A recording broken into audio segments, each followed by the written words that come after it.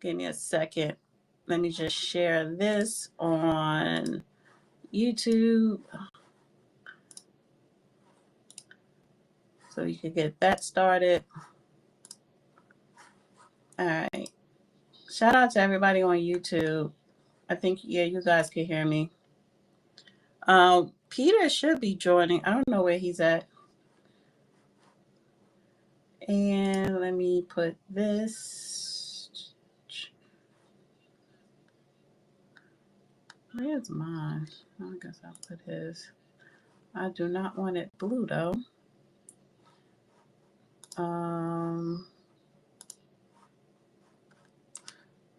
Give me one sec. And if you want to request to come up, please do so. It's good to do it now.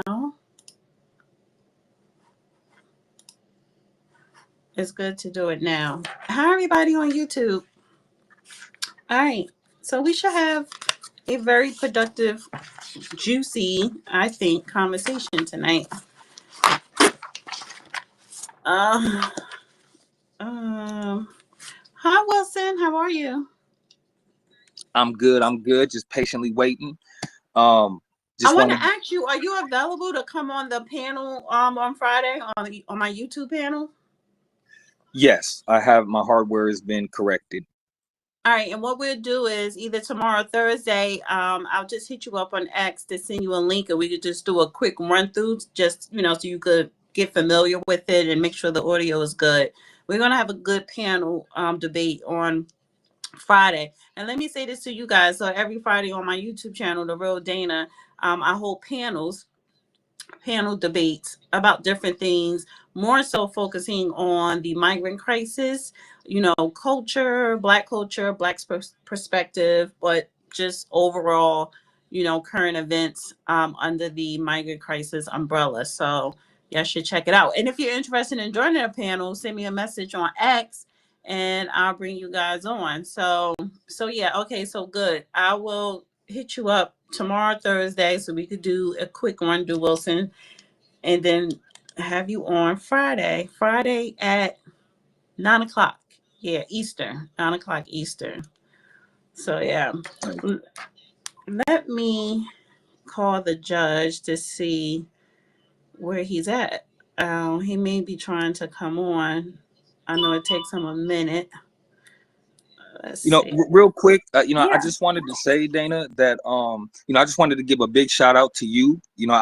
This past week I've really been thinking about a lot of the work that you've done just over the course of time, and I think that that should be noted. You know what I mean? I haven't tuned in to every single show that you've done, but I've been aware of your show for, I would say, maybe 1 or 2 years now, something like that, and seeing you go from YouTube the Twitter Spaces and maintaining your weekly timetable and everything. I just want to applaud you for that and say thank you for just providing a platform and a means for people to discuss hot topics.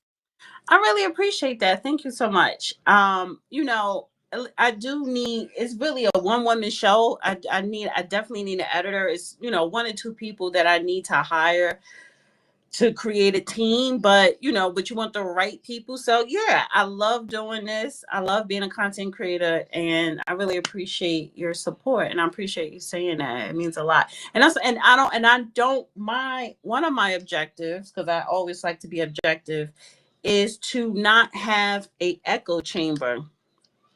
I want people with different opinions, to I want to have discussions with people who don't necessarily agree, that have different viewpoints and perspective, because that makes for good content. So yeah. Right, as long as they keep it respectful. Exactly. So I don't know. I thought Peter was coming up. Who the hell knows where he's at? I just spoke to the judge. He should be up shortly. Because I am a stickler with time. But anybody else want to request to come up and start the conversation? Hi, Katalia, FK Sims, Barb, Benito, and I see Katalia here on YouTube. So yeah, if you guys want to come up now to start the conversation about whatever, I think it's a good time because um There is something I wanted to address. yeah, go ahead. So the other day, the Attorney General for California, Rob Bonta, he has these, coalitions, these, multi-state coalition lawsuits against the federal government. And they did like a Zoom panel on YouTube maybe a few days ago. And I was tuning in and I was listening to the AG speak. And again, like I've said before, the democracy word is like a trigger word for me. And, he was mentioning within the context of what he was explaining, he referred to, either our nation or our state as a constitutional democracy. Right. And as you can imagine, I immediately was like, hold on, I paused the video and everything. And I'm just like, I'm, running to the internet and trying to, see if this statement was misplaced. Like you said, you like to be objective. I come from the perspective of, Article 4, Section 4 of the U.S. Constitution that defines, well, it doesn't define, but it, guarantees, the guarantee clause, it guarantees a Republican form of government. And, I just legitimately believe, also in contrast with the pending criminal case against me, that, that this constitutional democracy thing is really, a form of insurgency, in my opinion, because, if, we got attorney generals out here suing, ICE and Department of Homeland Security because, immigrants, protected health information was breached, for example, then, I mean, in my case, when, my protected health information was publicly filed, even though it was court ordered confidential, why do I not get the same protection? Right. And there's like this, moral high ground that the California state government operates on, to where, it's, I don't say this lightly at all, but, just for the sake of discussion, I'll just say, I would kind of frame this as a form of fascism, right? I know they like to call the MAGA group, fascist, but I think that's erroneous, in my opinion. I could be wrong, and not to say anyone else is wrong, but I feel that, objectively, look, I've done the research lately, and did you know that the guarantee clause in Article 4, Section 4 of the U.S. Constitution has never been enforced? Okay, not only has it never been enforced, it's never been defined. Right? If you do the history on it, you'll see that, back in the day, about the 1850s or so, the state of Rhode Island had, a conflict with, like, competing state governments or whatever. I haven't done a deep dive on it, but ever since then, when the issue hits the Supreme Court, defers it back to Congress. Okay, and they defer it back to Congress on the basis of, according to them, it being a question. Okay, now I see this as an ongoing active conspiracy, not a theory. Okay, if we don't have any case precedents of Article 4, Section 4 being enforced, as it comes up, that's truly alarming, because I live in the hood. You feel me? I live in South Central. You feel me? And, most of the people that I know, I'm saying, fighting cases, losing appeals, right? And just the whole mechanism of, grievance and redress. Okay. Why do we have prisoners in California, still serving time beyond their determinate sentence? Right? Why are we, being denied, abilities and opportunities to preserve issues for appeal during the trial? Right? Why are these judges, deflecting upward? Okay. Listen, I've been able to elicit a formal response from the Second District Appellate Court, from the executive director of the California State Bar, and various, heads of department across different agencies. And now that, my credible, conclusive complaints have been more or less, closed and dismissed, on the basis of really a mischaracterization, mischaracterizing my complaints, misframing, right? And so, Article 4, Section 4 is really the root cause for a lot of social, deconstruction in our society. Okay, because people aren't given, the redress is symbolic. You feel me? It's not substantive. It's performative, but it's not substantive, right?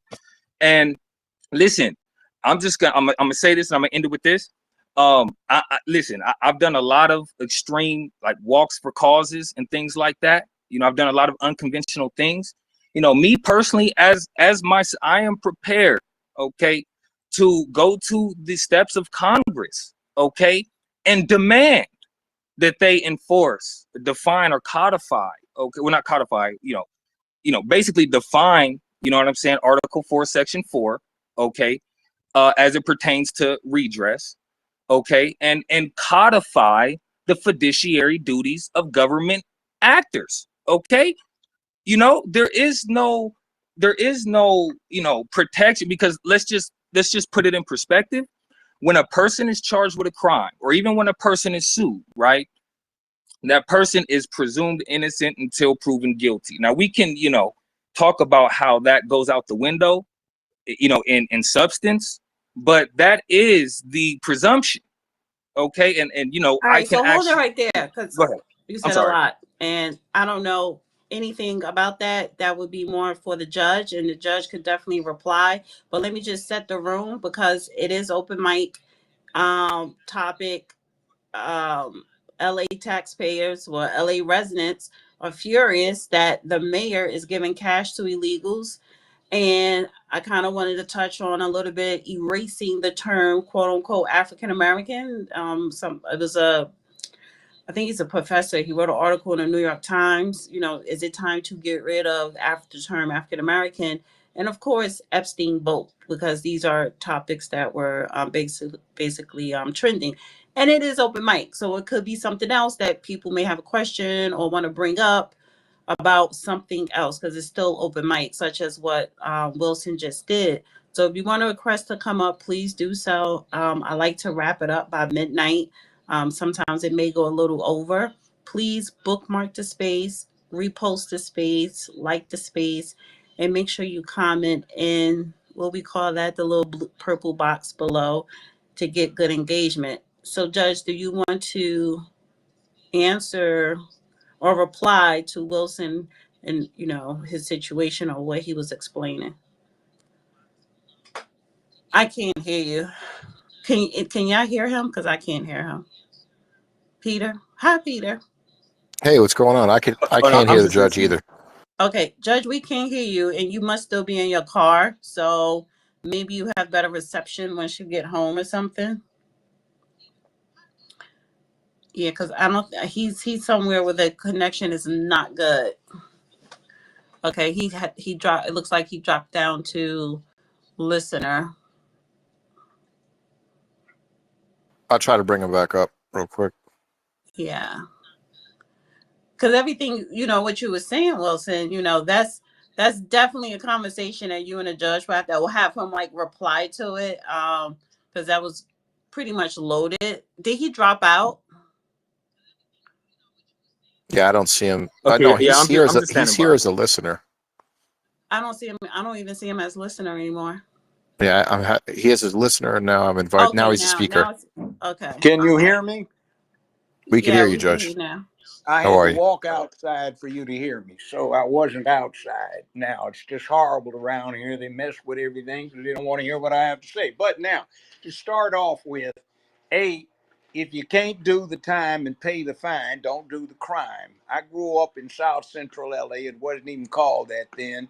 58th place in Normandy on the, let's see, it would be the southeast side of that intersection, which isn't really an intersection, 92nd Street and a few other places I live. Now, next point, your courts are closed in California, but 3 days out of the week if they're civil, and 4 they are only open 3 days out of the week and 4 days out of the week if they're criminal. But the judges donated part of their salary back so the criminal courts can stay open 5 days a week and the civil 4.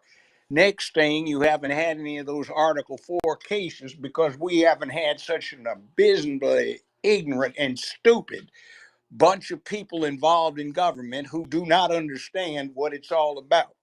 Next thing is you have a tax base that's screwed thanks to Prop 13 from 1978 that California must repeal if it wants to deal with adequate representation of the people in the process so that there can be money available for them to take care of their essential governmental needs. Next thing, Title 8, if you want to remember something. 1, 2, 3, 4, but rearrange it to 1, 3, 2, 4. And everything that Newsom's doing, everything that your mayor is doing in Los Angeles, trying to prop up the illegals, is a crime, a felony under American law, and has been that way for 60 some years. So they all ought to be indicted and prosecuted. But they aren't, though I suspect that that might happen. They are advocating rampant violation of American law. This thing about her giving or assigning money to illegals is specifically prohibited by those statutes in that section.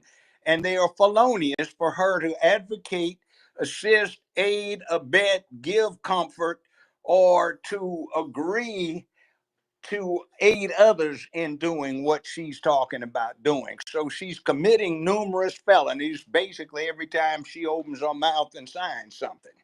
Same thing with Newsom, but nobody does anything about it, or they haven't so far. Now, when you get into it with California's sentencing situation, just because you have completed your minimum time does not mean you're going to get right out. It means you are eligible to get out. And the problem is the shortage of money has prevented people from being able to be in place to supervise those who have been released earlier than the maximum sentence that they might wind up serving based on what they got for entering their plea of guilty. California is typical of the rest of the country. Just a little more than 2% of the people in the California institutions, penal institutions, jails, civil brand, or whatever it may be, or penitentiary, have been found guilty by a jury. 97% of them copped out. So good luck, but you've allowed ignorance, stupidity, and dedication to a really sick agenda in California to dictate what happens with all of your available money. Your state is damn near bankrupt, and here this idiot mayor of yours is going around trying to give away millions of dollars to people that shouldn't even be here. Meanwhile, you can go walk through a lot of places in Los Angeles and see one of the worst homeless crises in the United States of America, but nothing's being done for them. You can see rampant lawlessness, lack of employment opportunity, extremely high cost to what it takes to live in that area. And are they doing anything about it? No, they're trying to give it away because they've got a proposition which started off a few years ago because the Democratic Party wanted to bring in illegals, get them in here in mass, get somebody they thought was going to be president, for example, Kamala Imhoff, aka Harris, and she, under the laws, would be able to sign a retroactive order showing that certain people or categories of people were refugees and were granted asylum status, which would make them citizens automatically in 5 years. She could have post-dated it back to January 2020. What would happen is this year they'd already be citizens and eligible to vote in the next year's midterm elections, and thereby they anticipated cementing the Democratic Party in absolute control of the House, Senate, and the White House. So they have screwed the American public with that. Meanwhile, we have Hamas hates us, Al Qaeda, ISIS. We've got problems with Iran that has the resources to do something about it. We've got China that has had 1.5 million of their military age males allowed to walk across the border. And they are attempting to get us embroiled worldwide in stuff that we cannot handle because it would overload our defense system. And then they're going to go in and take Taiwan in about 2.5 years, and that will be an embarrassment for us. And if we get ugly about it, then they've already got military grade explosives planted all over the country, as does Hamas, Al Qaeda, ISIS, etc. And nobody has to play suicide bomber. All they've got to do is flip the switch. And 911 will be something that is a pale thing. So will Pearl Harbor in the face of what they're going to pull off that these idiots have allowed to be put in place. And yeah, okay, California, wow, we whoopee. I'm so glad I don't live there anymore. It's a piece of crap. I'm trying to get out, man. Listen, I moved to Seattle, Washington, came back to visit family one day, and ended up being ambushed by immigrants, okay, in a 7-Eleven parking lot, just going to get coffee one morning. So, it's like quicksand out here right Yeah, now. I grew up out there, kindergarten through law school. Then I left. Then I came back and on it mostly there for 15 years while I did that show. I left. And I'm still fighting with those buzzards out there because I haven't been eligible to pay taxes in California for 11 years, but they keep trying to attach my bank account saying I am, and I got to spend thousands of dollars on attorney and accountant fees to get my money back, less what I had to spend to get it. Every damn time because the son of a bitches are broke. And they're pathetic. They don't know what the hell they're doing. So, Judge, you want me to try and throw you the co-host again and see if it connects? Yeah, let's see. Okay. So we'll make sure that you can hear us and it stays connected. All right. So it's open mic. Y'all guys want to request to come up? Please do so. And I didn't even speak to you much, Peter. What's going on with you? You've been Not MIA. much. I've been out and about. Started a new trial in SDNY. Very interesting. Has to do with money laundering and crypto mixing. Being able to obfuscate the sources and origin and exit of different cryptocurrencies. And opening statements were today. The jury selection finished today, so they sat the jury. And I think it's going to be an interesting case. It goes to the heart of privacy and what the First Amendment means for individuals to be able to write code and have third-party protections like Section 230 carves out for applications like WhatsApp or Facebook, that they're immune from prosecution related to what their users do on the application. So yeah, we heard some opening statements today, and they had one witness started who was a victim of a pig butchering scheme, which is where somebody messages you online or on your cell phone pretending to be somebody that knows you from an old contact. They chat you up, they develop a relationship with you, and then tell you about different investments that they're involved in. This one related to cryptocurrency, and this particular victim wound up depositing like $250,000 with this person and lost all the money. And the money was then laundered, so to speak, or washed through this crypto exchange called Tornado Cash. So the government is asserting basically that they were involved. The founder, Roman Storm, was involved in money laundering by facilitating this exchange to allow people to launder cryptocurrency fraud or criminal proceeds through the exchange and come out the other side clean. But he really just wrote code. He didn't partake in the fraud. He didn't know the fraud was happening at the time. And he just made code that allowed people to obscure and anonymize their transactions involving cryptocurrency, which, as far as the law is concerned, I don't think it's illegal for you to make your transactions private. So that's what I've been following. How about this one? Look up when you get into watching it, see if they start slanting toward receiving and concealing stolen property or aiding and abetting.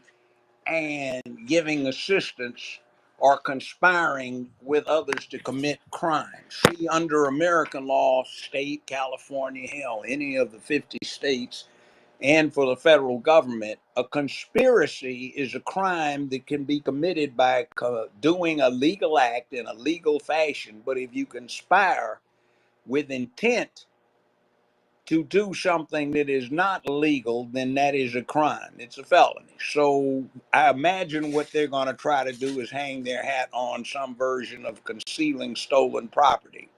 In other words, he wrote the code, but thereby engaged in the process of concealing the wrongdoing, the embezzlement, or the fraud. I Now, bet Judge, you. what if what he did initially or after the fact was he renounced the contract? So these contracts are self-executing. They're on Ethereum's blockchain, right? So basically, once he writes the code, he can renounce the contract, meaning that he has no access to be able to change it in the future, and that it lives on its own on Ethereum's virtual network or virtual machine. And Well, so, in American law, that I understand that, but in American law, there's a long-standing principle: you can't do what is essentially required to commit a crime and then renounce and be forgiven for your actions in doing it. That might have some relevance on sentencing, but it does not remove the fact that you intended to do something or you did something intentionally that produced criminal activity. even That if you're doing it with under the guise, let's say the initial intent is not that you're conspiring or you want people to use it illegally, you're just creating a tool that allows people to obscure the source of their money and then taking the money out on the other side. Why would you do that without there being a criminal or an illicit intent? And see, the other So thing is too, is in American law, there's a concept. It's not spoken of much because mainstream media doesn't get it and they aren't interested because it's not exciting. It's called essentially doing something that you should know will produce a wrongful result, or in the exercise of due diligence, you should have discovered would do some wrong result. is that So, like substantial assistance reliability no, for in an other attorney? words, you did it, but anybody that's not a fool would have been aware of the consequences of your act. If you want to say, oh, I didn't intend to do it, there was no way a reasonable person would have anticipated this. Of course, reasonable people would interpret what you're talking about as resulting in such consequences. So that would put the person right smack dab in having the requisite mens rea, which would be evil intent. Well, I well, Judge, the oh reason, one more point, then and then we can move on. The reason that he did it was because the individuals would, so when you do things on the blockchain, everything is public. You could trace every transaction. So now imagine you wanted to say give to a specific political campaign or donate money to Ukraine or give money to the truckers in Canada that were protesting against the COVID vaccine mandates. You didn't want your name to be associated with the cause that you're giving to. You have a compelling interest in keeping that private so that you don't get backlash from the powers that be or other individuals. So there is an inherent First Amendment issue Try here. this one, Good. but try this one. The governor of California and the mayor of Los Angeles have in the open announced what they're doing with the illegal immigrants or the illegal invaders, but it's criminal. Just because they did it in the open doesn't excuse the criminality. all right. I want to get Now, I to mean, it's all of this. See, these are principles that the mainstream media should be talking about, but they have people on their staffs who handle these things who don't know. And you have a lot of lawyers who hold themselves out to be experts on this stuff, but they don't know. You have judges that have never handled this, even though it comes within their bailiwick and that stuff they're supposed to deal with. So they're looking at the law like a second year law student. What the hell are they trying to get me to do here? What does this say? I don't know, because their breadth of experience is insufficient. all right, jambalaya. Hey, good evening. How you doing, Dana? Did I Hey, say your Judge. name right? Yes, ma'am. You sure did. Okay. Just checking. Hi there. Hi. But no, you were next to speak. You have the mic, Oh, I'm sorry. I jambalaya. didn't even have my I didn't even have my hand up. I just took a mic in case I wanted to say something. But I'm gonna kind of I'm going for a walk. I'm doing my exercise, so forgive me if I sound winded. Um, I just was wanting to touch on the uh cash for illegals thing because I'm also from Los Angeles, born and raised. In fact, I was born in Santa Monica, but I was raised in West LA. Went to Hamilton High School, lived on Cadillac Avenue, went to Shenandoah, and then bust out the Pacific Palisades. And I now live in Louisiana. And the interesting thing is, even though I'm in conservative red state, we're still having a lot of the same issues here, where a lot of the legals are getting pushed in here. And it's been like that since Hurricane Katrina. A quick example is my daughter was going to a school, which I had to get somebody to say I lived with them and get my ID changed to their address, all because the area I lived in, the subdivision, they still have like a lot of redlining here. And so you weren't allowed to go to whatever school you wanted to. That was a public school. So in order for her to go to a decent school, I lied. And the reason why I had to lie is because they were giving deferential treatment to the illegal children coming in during Hurricane Katrina, because they were giving those people jobs and allowing their children to go to school when you had so many people that were displaced hadn't even come back home yet. So imagine a truancy officer followed me home because I was like 5 minutes late, and told me he knew that I didn't live in the area, and then I had to pull my child out within 3 days. And that's what I had to do. And she had nowhere to go to school for a while until I started actually just having to homeschool her, which I've done successfully. I say all that to say that this isn't just an LA problem. They're spreading it intentionally because I think it's a way to try to control people. Notice that it's usually middle class to low income blacks that get displaced by these illegals. And they've done this before. If you know any history about Roosevelt, Hoover, and these others, they've done this kind of thing before because they usually think that they can displace us and then we'll have to jump on whatever program or handout they give to us. So we just have to be wise and pay attention to it and not think that the government has our best interests at heart. We have to start moving a little differently. Thanks. I agree with you. These scoundrels all need to be put in jail, starting with Governor Newsom. And this stupid nonsense about Trump can't send in the military because he didn't get his permission. Well, guess what? There's a precedent. 1957, Governor Orville Faubus of Arkansas indicated vociferously that he was not going to follow the federal law. So President Ike Eisenhower sent in 14,000 troops and got it straight. You don't need the governor's damn permission when he indicates he's going to disobey the law. You don't need the mayor's permission when she is disobeying federal law.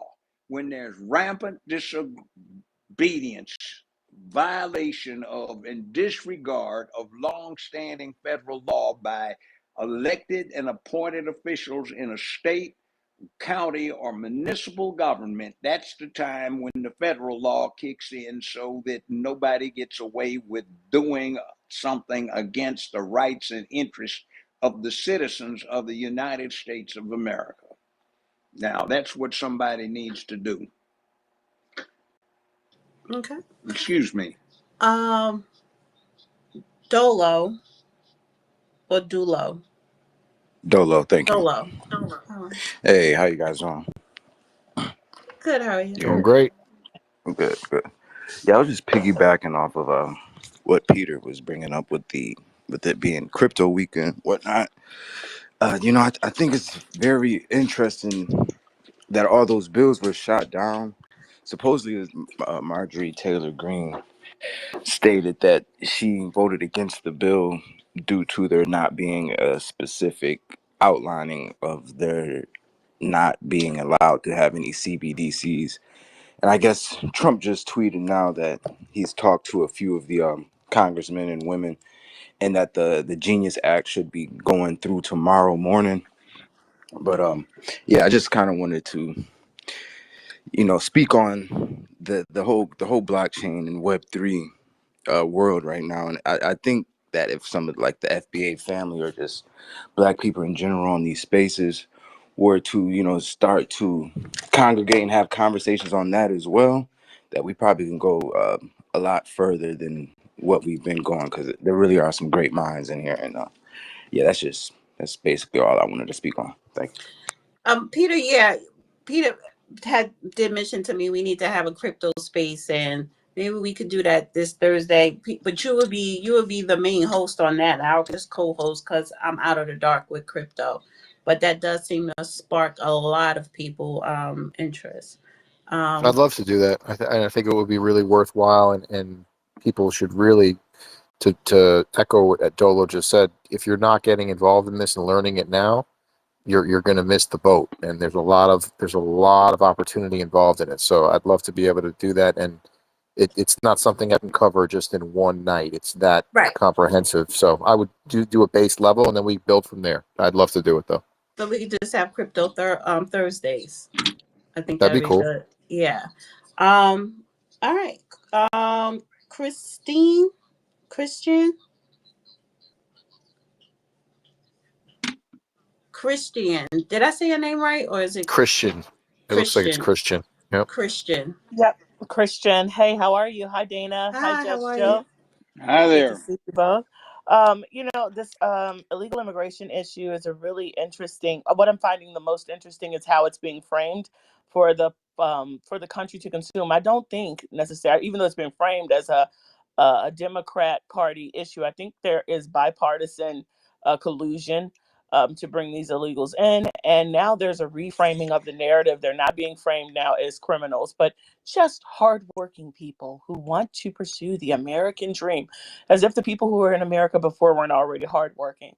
So these kinds of narratives that have these um, particularly anti-Black undertones concern me about this and how it's been framed. And it's my belief that if somebody breaks the law to get here, um, does not do what they need to do to get themselves legal, they are in fact criminals. And what happens to them is what should happen to criminals. So that's how I feel about it. That's just my 2 cents.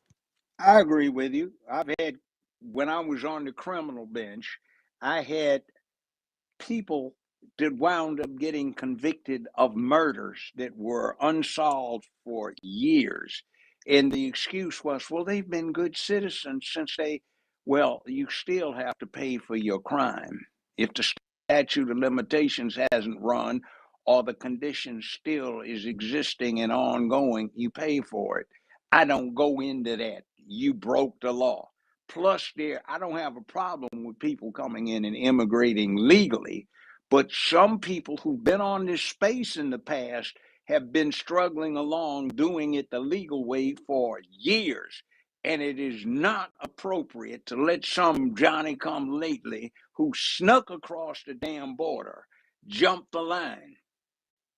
You wait your damn turn in this polluted idea of trying to co-opt the political process by doing an end run on the legalities and stuffing not the ballot box with illegal, not necessarily votes as in the ballot box, but folk who are illegally here. That's criminal and it needs to be paid for, Um, assuming real, that somebody overcomes the presumption of innocence that stands for everybody. real quick. I think Trump. I think it was executive order or something, some type of order he just passed to where illegals can no longer make bond because they were giving them that option. So he's taking that away. So it's like once if they get arrested for whatever crime, they automatically going to get deported. You can't make bond, then come back to the court with a court date. I just read that tonight. And Yeah. no more That will catch, only no more apply catch to and the release, right? That's what he said that will too. only Right. apply to the federal system. They can't impose that on the states unless they withhold money that the feds have sent to the states. Yeah, and they're probably going to do that. Judge, Um, how hard would it be for them to go and just arrest these individuals that are basically interfering with federal enforcement of the immigration laws? Like what law would they be able to cite to be able to go in and arrest mayors and congress people and anybody who gets in the way? There's an easier way. Just pick one of the various federal districts and go in and do what the Democrats did, go into New York, where they picked a district, and just get a grand jury to review it. And when they look at Title 8, Section 1324, they'll start indicting people and you will bring them in. Just like they snatched Trump, just like they went after Diddy up in New York, the same place, just after they went after their mayor, who's now been pardoned. Um, that's how you do it. It's a loophole in American law. And what is the old saying? Sauce for the goose is sauce for the gander. All So right. it's just a matter of convening a grand jury in these districts, which the DOJ is under Trump's purview now and control. Why don't they do it? I think they are. But, you know, one of the main things that goes wrong in this system is somebody that rushes in with a bright idea and it's half-cocked and it doesn't work in the end. And it makes everybody look embarrassed who's been involved in it. And it also causes the public to disrespect its law. All right. I'm going to go to Derek. Derek, Linda, Duncan, the Negro, HB. I saw him drop down. So go ahead, Derek. Good evening, y'all. Judge Dana. All How are right. you? So I'm just excited because I'm probably going to order my alligator Alcatraz cap. It should be coming real soon. They have the merchandise available. But yeah, I just want to say I've been through this whole situation with these illegal aliens, and you know the Democrats don't have a problem disenfranchising American citizens because they're using these people. They just want votes. They want to be able to do whatever it is that they want to do and stay in power, stay in office. And I'm really shocked that they still have voters. It's really crazy to me that these people are actually allowing these people to stay in office, and they have none of their best interests at heart. And I have been in a situation where I worked on jobs where it was ran by uh, immigrants. Some of the ones that were running the job may have not been illegal, but they were bringing in illegal immigrants like their family members and a lot of other people. And they were working, and what they would do is they would hire a few blacks like myself and a few others, and then they would try to find a reason to fire us or get rid of us so they can say, hey, we keep trying to, hire these black people or whatever, and they don't want to work or whatever, just to bring in their people. So when they get, in positions of power or any type of leverage, they don't look out for us Americans. And so I don't understand how anybody would want to continue advocating for illegal immigrants when they don't care about you. They're here to literally replace you. And these government officials don't care. They just want what they want for themselves, and however it services everybody else, they could care less. So I just don't understand why people keep supporting these people. It just doesn't make any sense to me. And people complaining now about Donald Trump and the Epstein list and all that. I'm not saying that's not important, but I'm saying, look at the things that this man is doing, and he's really looking out for us. He's really looking out for us. And listen, if you're illegal, you don't deserve due process. You don't. I'm glad Trump was kind of fighting against that. You don't deserve it. I'm not saying you don't deserve human rights, but you do not deserve due process, because if we were in another country, in another part of the world, we wouldn't get due process. I highly doubt we get due process. These countries do not treat us well. When you go to another country and see how they treat. I've been to Mexico the wrong way, and I know exactly how they treat you. So they don't care. It's Real just quick, crazy. speaking of Mexico, they are they are terrorizing the gringos.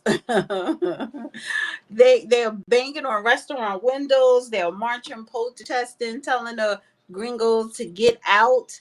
And I guess that applies for all Americans, black or white. But yeah, Yeah, they're turning up. they are. They need to remember 1916 when General Pershing crossed the southern border and went after Pancho Villa.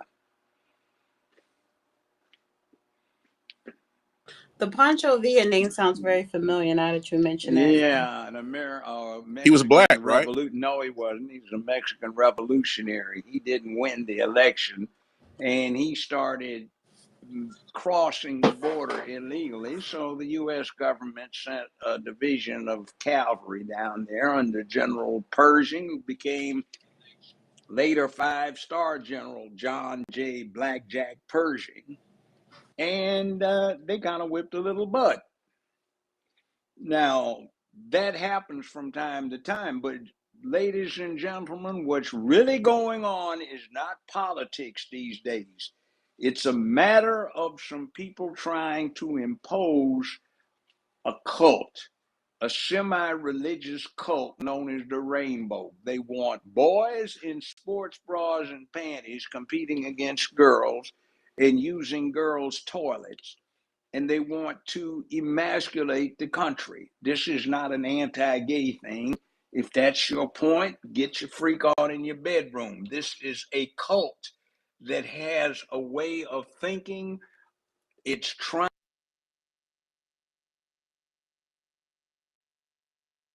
Was that him or me? Can Yeah, you guys Judge, hear me? Judge, you cut out. Okay, yeah, he cut out. I thought it was make sure it wasn't my end. Um, he probably needs to drop down and come back up. And I didn't know, Derek, if you wanted to say something else, because Linda was next. But yeah, bring him back up, Peter, when you get a chance. Yep. Yeah, I just wanted to say, I just don't get why people keep supporting Democrats. I just don't understand it. They've showed time and time and time again that they are not for the American people, that they are for themselves. And this gay agenda, I totally agree with Judge. It's and I'm not speaking against gays, but I'm just saying it's just weird to me. It's like everybody has the right to live how they want, right? I'm not against that. Do whatever you love to do. That's your thing. But you don't be in a mindset where you feel like you have to convert every single body, that everybody has to do what you do, because that's not fair. And I just feel like there's been a lot of infringement on Americans, mainly parents, who have children, and they feel like they are powerless because this has been kind of forced on them. So if that's what you want to do it. But we don't need any more cults in this country. We don't need anybody trying to tell us who to sleep with and how to sleep with. None of that needs to go. Let people be who they're going to be. Respect that. If they don't like or approve of your life, okay, move on. Plain and simple. I agree with you, sir. Judge, Can you hear me now? I agree with you. But you want to get an analogy as to how absurd this whole thing is. It's not about gay. It's about a cult that's got behavioral standards. Can you imagine if we had holidays because we wanted to push those who like to do reverse cowgirl on top or doggy style? That's what this whole nonsense is about. First Amendment gives you a right to do whatever in the devil you want to do in the privacy of your own bedroom. But we as straight people can't even get out in the middle of the street and do it. They'll lock you up for disorderly conduct or open and notorious public lewdness. But what they're trying to do is get a hold of our children from free school at about 4 years old, clamp down on them when they're 5 in kindergarten, and then from 6 years old in the first grade all the way through 12th grade, brainwash them 5 hours a day, 5 days a week for all of these years, so they come out with this philosophy firmly embedded in their mind. Because the truth of the matter is, you tell a lie long enough and loud enough, you can get anyone, including the liar, to believe it. You tell anyone something long enough and they start accepting it. They don't have to rely on mama taking child to Sunday school, temple, mosque, church. When they go once a week, maybe once or twice a month, the kid's going to be in there 5 days a week during the whole school year with rainbow all up and down the hall. And you can't even put a symbol of any of the traditional religions in a public school, in a city hall, in a state legislative building, but you can put the rainbow there all day long and you can propagandize the devil out of it. And the problem is, it's a thing built on hate. You hate what you are, so you want to be something else. You refuse to rise to the need of being brave, courageous, and dedicated to principles of rightness and good character. And if you don't get it, think of Buddhism. It's an ancient and honorable religion, but it has no God. You can have one or not and still be a devout Buddhist. That's the same thing with the rainbow cult. People miss it because they don't see them advocating for a deity. But it is a system of conduct, behavior, and outlook on life, and a principle founded on abdication of human responsibility to promote good character. And it is the only organized faith that has arisen in the last 3,000 some years that does not push good character, but actually tries to undercut it. Judge, I think your goddaughter Candace Owens may have started pulling on some strings that may be the unraveling of this whole thing by exposing Brigitte Macron, and also how this cult has infiltrated even different theologies. So I think you're right on the money with this. We've had some in-depth conversation about that. All right, so Linda. Yeah, thank you. Hello, Dana, Judge, and Peter. Thank you, Ms. Kirk, by the way. I didn't recognize you at first, but the voice sounded familiar. I did apologize for the interruption. It's okay. All right. Okay. So I hail from Michigan, so some of my experience for the erasing African Americans, the cash for illegals, and the like come from Michigan. I do know that in 2019, the Democrat Party, August of 2019 in particular, they established at their DNC committee a resolution that voiced, that basically said, you can look it up or Google it. It says that we are subscribing to unbelievers, non-believers. The values of non-believers are the values of the Democratic Party. They felt that evangelicals was going too far to the right, and they were courting non-believers, non-religious, or religiously unaffiliated. And their value system since that time in the political realm has gone that way. Ideology, political ideology, especially in Michigan, is that Michigan turned to a blue state in 2018.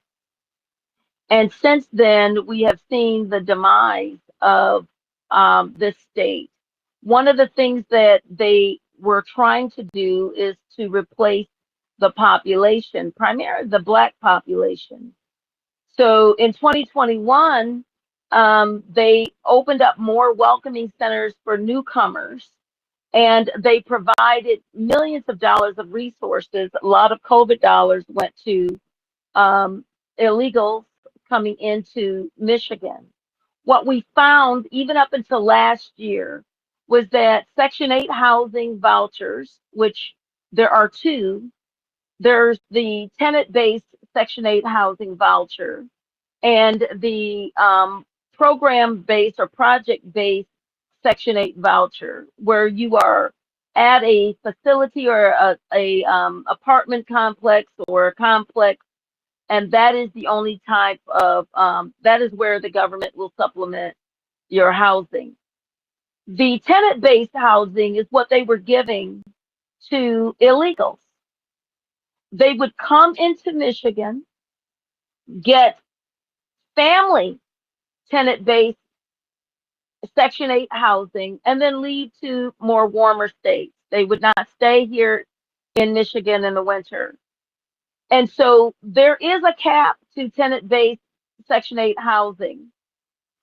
And that cap was immediately reached every year for illegals. This past winter, the shelters were full with illegals. They were doing similar to what New York was doing, is providing them with housing and making sure that they were comfortable. Again, welcoming newcomers in the cities and in the state formally.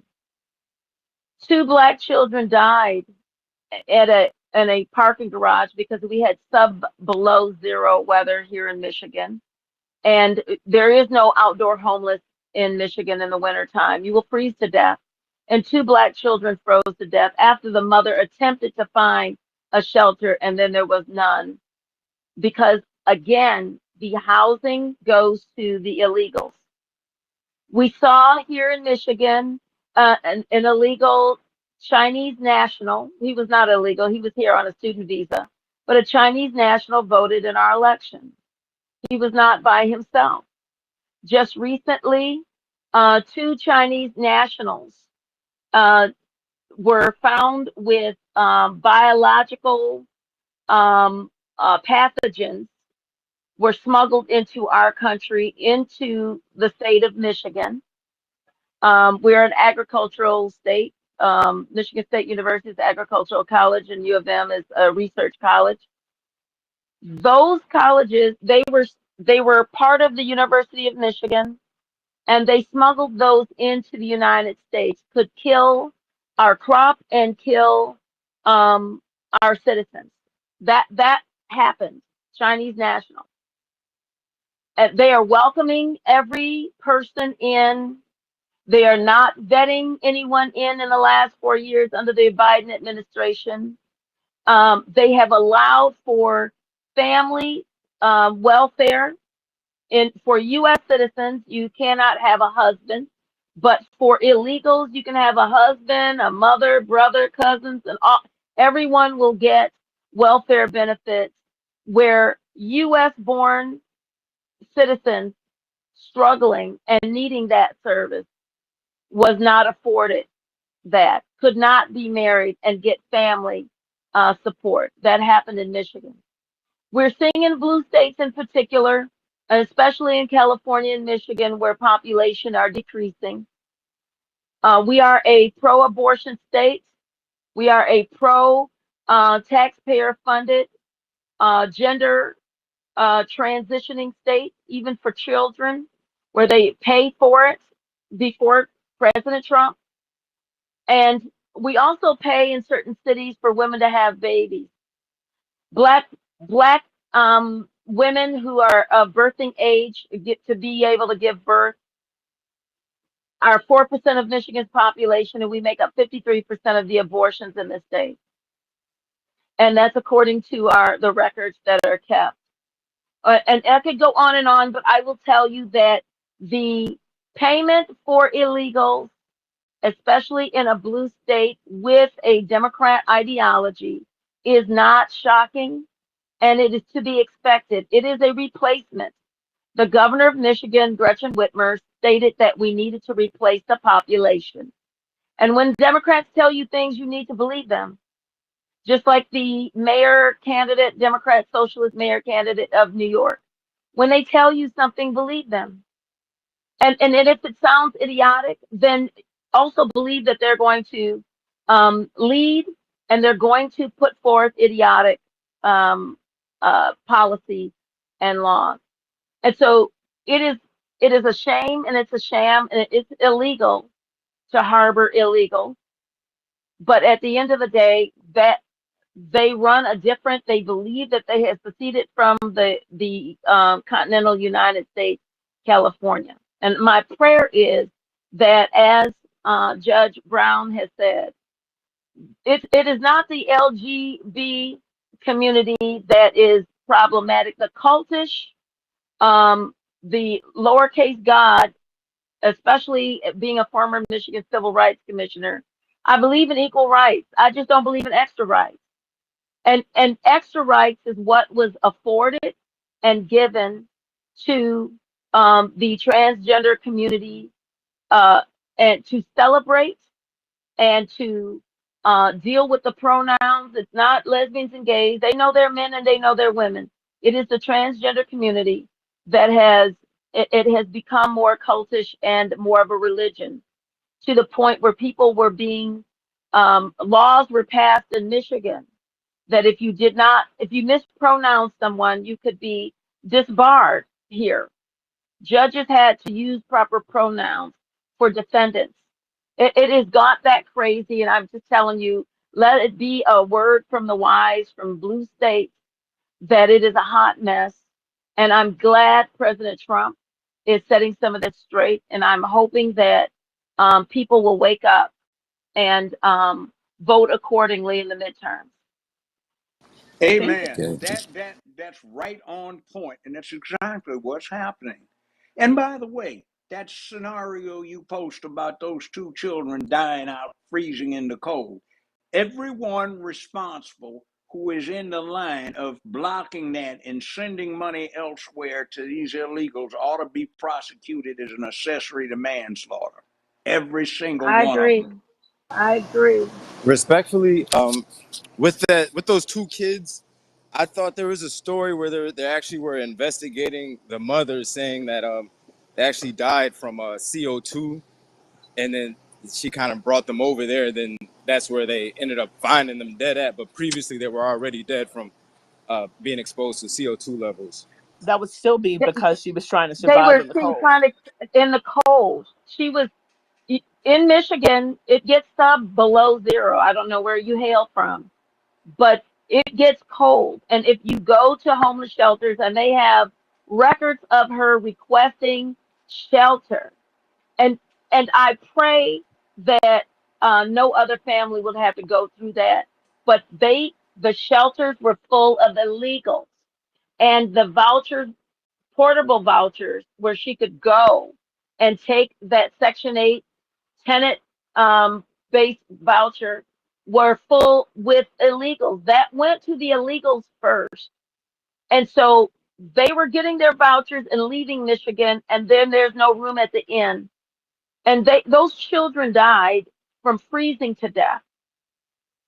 And so we are seeing welcoming. There's a whole Michigan welcoming center for new Americans and new citizens and illegals, for newcomers and migrants. They're not migrating here, they're illegal aliens. And they're invaders in our country. And everything that mostly the Democrats have done in the last 4 years is try to change our nomenclature. I'm not a cisgender woman, I'm a woman. I'm not going to go play that game. I don't have any pronouns that I need to identify as, and I won't play that game. And when people are still trying to be polite in a society, gay and lesbian people have lived with us, again, equal rights, not extra rights. And the transgender folks and these Democrats have asked for extra rights, not only for transgenders, but for illegals. They get better housing. The illegals get attorneys instead of black men who go into court and get a court-appointed attorney that just looked at their case 5 minutes before. But they get translators, attorneys, and everything else to keep them from leaving this nation that they snuck into. And it's a shame. And for the most part, the pathogen I talked about with the Chinese, we have Chinese-owned farmland that the president has to take back through eminent domain that is near our military bases. And Joe Autopin Biden, who God bless him because he's got stage 4 cancer and no mind to go with it, allow for Chinese spy balloons to go across our entire country. No other president, no other person in their right mind would allow that, but a Democrat who is being used as a puppet in a nation that had no borders. And so that is what, if you vote for a Democrat, shame on you. Shame on you. May God have mercy on your soul after what we've experienced. I might add a little mix that has something to do with that farmland. That's not really the problem. The problem is that under the Democratic Party over the last 40 years, the People's Republic of China, as a sovereign investor, they don't allow capitalism internally, but they practice capitalism as a nation. They now stabilize every stock exchange in the world, including all of them in the United States. They stabilize the American dollar, the yen, they stabilize everybody's currency, the euro dollar, because we have allowed those people who do such things to get completely out of control. The Fed that we have is a recognition that Congress is inept and incompetent to manage the finances that they are supposed to handle under the Constitution. And it is a disgrace and a shame that we put these ignoramuses in to deal with these complexities of government. And I think there ought to be an amendment put in place that before you can assume a seat in a legislative body of the United States of America, you have to pass certain tests showing that you understand the process that you will be taking an oath to ensure. I think that is necessary. So I want to go to Duncan, and after Duncan is the Negro and Arinza, and then I'm gonna swing back to Derek because he had his hand up. I'll go back to the hands up. So Duncan, the Negro, and Arinza, and anybody else want to request to come up, you can please do so. So go ahead, Duncan. How are you? I'm doing fine. How you doing, Dana? I'm doing good. Yeah, hello, the judge and Peter and everybody else in the room. Yo, Um, what's Good to going see on? you. Yes, sir. Yes, sir. I guess I'll speak on about. Well, I can start out by saying my opinion on the LGBT movement. Uh, I think you have to have the whole conversation when discussing things. Um, I look at it as like an unholy trinity. All of them, from my viewpoint, were used and weaponized to take away momentum from the civil rights movement and affirmative action for American descendants of slavery. Uh, they use immigration, feminism, and the LGBT movement to take away momentum from Black Americans, and that's how I feel on that. And I think to have that discussion sincerely, there's no leaving out any one of the three of the unholy trinities. Like I said, immigration, feminism, and the LGBT movement. Now, how I feel about the whole African American thing, I think that has been weaponized against us to have this conversation of we are all immigrants. I would hope, like Trump said, the 14th Amendment was for the children of slaves. And I hope the Supreme Court comes back with a ruling stating that that was specifically for the descendants of slaves.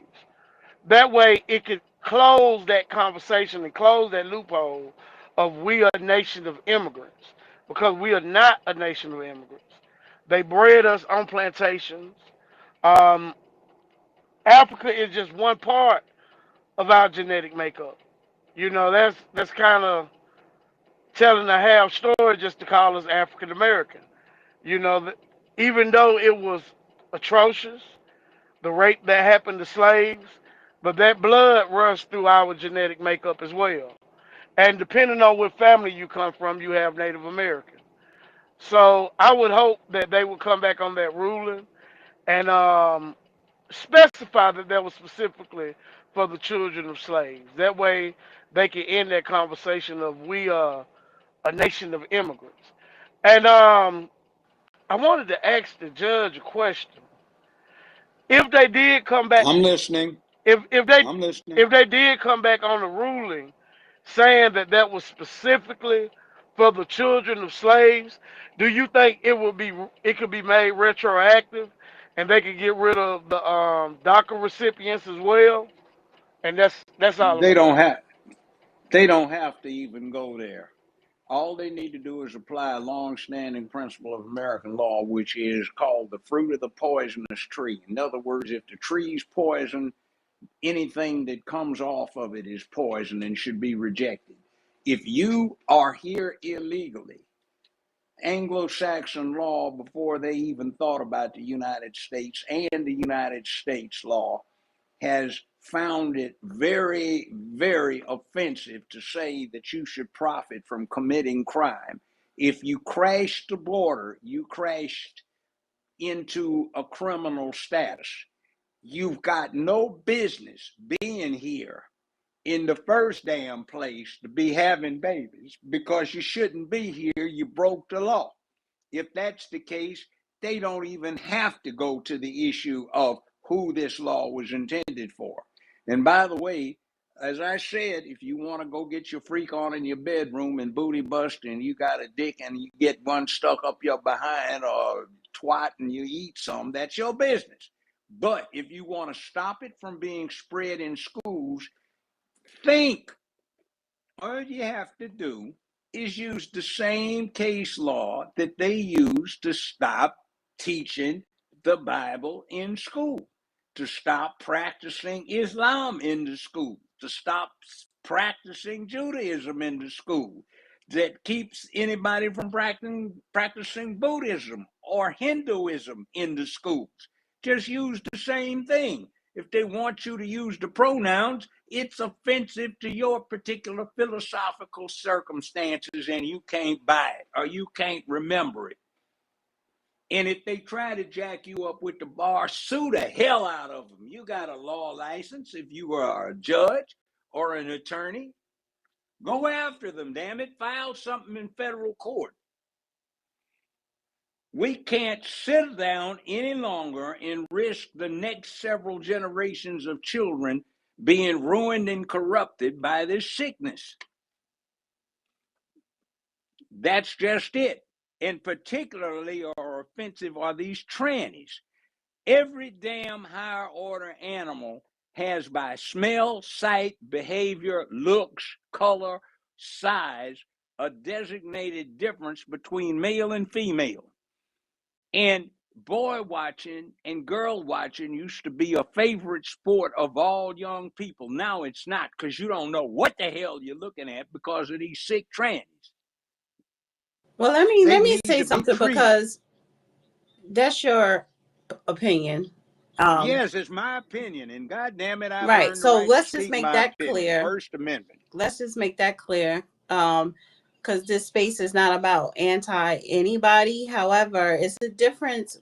It's a difference of when someone is saying a cult, the LGBT cult or any cult, or as opposed to someone identifies as being gay or lesbian, because you're not, that doesn't make you a freak if you are a gay person or a lesbian, or even if you're transgender. That's your personal choice. But it is an issue for me teaching kids about different types of so-called genders, or just teaching, which is how what they're doing in schools, is trying to indoctrinate into young people that you don't have to pick a gender, or you could be gender fluid or what have you.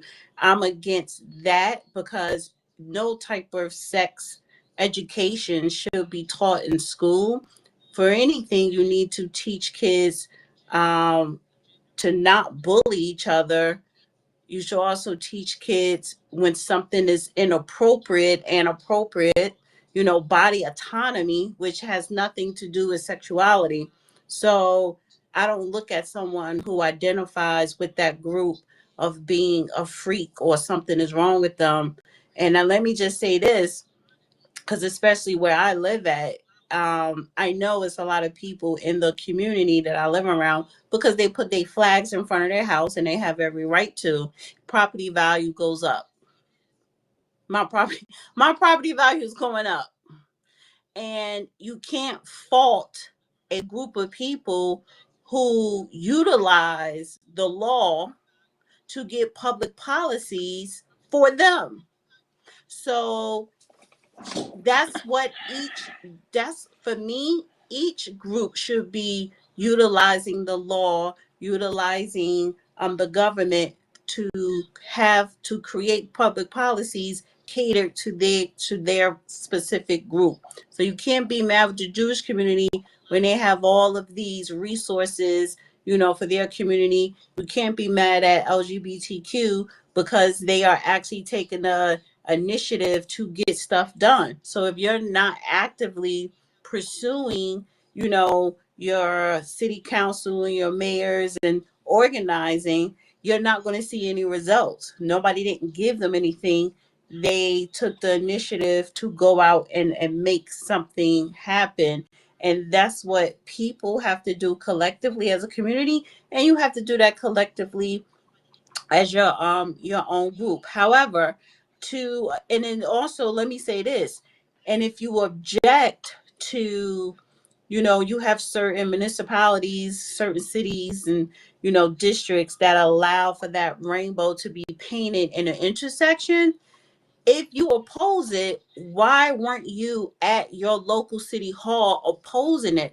Because you cannot allow for one particular group to have, that type of access for them and not another. Because let's just say Black people, if you have a problem with the rainbow in your community, then parents should have been like, I don't want this rainbow intersection because I can't have my what is it, red, green, and black, or whatever, freedmen symbol or colors. So no one should not be allowed to have their colors on state property, on state owned property. They don't, so but there was no pushback. There was no pushback because liberals co-signed that.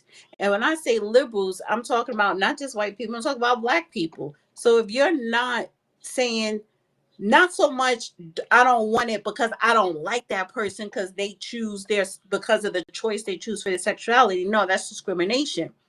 The argument should be, we cannot specifically cater to one group on city state property if you're not going to cater to everybody else. But nobody pushed back against that particular thing when you see the rainbow in these intersections. Why didn't anybody complain or push back against that? So you can't sit up here on a public space. Well, you can. What I'm saying is, when people sit up on a public space and they want to complain about the LGBT quote unquote cult, but you don't go to your local city hall and complain and say, we don't want the rainbow in the intersection. If I might now offer something, 5 things. One, adults should teach children to stand up for themselves, and it's up to the children to correct bullies, not the parents. Next thing, I'll mention 4 categories: kleptomaniacs, pyromaniacs, homicidal maniacs, and pedophiles. We cannot allow anybody to go around setting fires because they have a mental predilection to do it. That's pyromania. We cannot allow people who are kleptomaniacs to go around randomly stealing just because they feel compelled to do it. We can't let people who are pedophiles go around manifesting their particular problems because they feel compelled to do it. We certainly can't let homicidal maniacs go around killing people because they feel compelled to do it. There are some things that I don't give a damn flying hell, whatever it may be, you cannot allow people to do because it is dysfunctional and too disruptive of public peace, dignity, and order. I'm not talking about LGBTQIA. I'm talking about the cult. I'm talking about the assemblage that has taken advantage of people feeling sorry for them, who have said we have dumped on them long enough, and cutting them some slack. That's fine. But then there are those people who have taken advantage of that and tried to push this stuff. So just like it would be improper to push pyromania and having arson incidents all over a city, just like it would be inappropriate to close down more business establishments through encouraging kleptomaniacs to steal, just like it would be sick to encourage pedophiles to go around molesting children, let alone homicidal maniacs to engage in series of mass murders and dealing with serial killing. We can't have that. There are some things that have to be stopped because they are not appropriate to an orderly society. Yeah, Now, well, that's that's what, a whole lot of gray area because some yeah, it's people, gray area. it's a gray area because some people will take that and say, "Oh, because you are a gay man, you need to be stopped," and that's not what that No, and is. not because he's gay. I'm a heterosexual man, but I'm not going to go out and screw somebody on the corner on a busy street. I'm not going to get on a float and pull my stuff out and have a bunch of children get up the tug on it because I'm a freak. I'm not going to sit there and deal with promoting the breach of public peace, dignity, and order by engaging in heterosexual demonstrations of sex in public in broad daylight. No, Yeah, I don't even know but you why can't this has get become away with it. acceptable, Judge. Like, how did we get to this point where you could have these parades and you could do it in front of children, have drag queen story hour? I don't understand. Everybody had a lobotomy and lost their mind. It's That's what I'm bizarro. Well, talking The wait. about. civil All right. rights So, but movement. real quick, because I need to go to the Negro, but and I'm about to throw you the co-host again, Judge. But as far as story time with transgender, if they're in the library, right? One second. That is those there are that is most likely people who live in that city district. So the taxpayers fund that public library. And if they're homeowners living in that district having story time in a local library where they're funding, they're going to do it.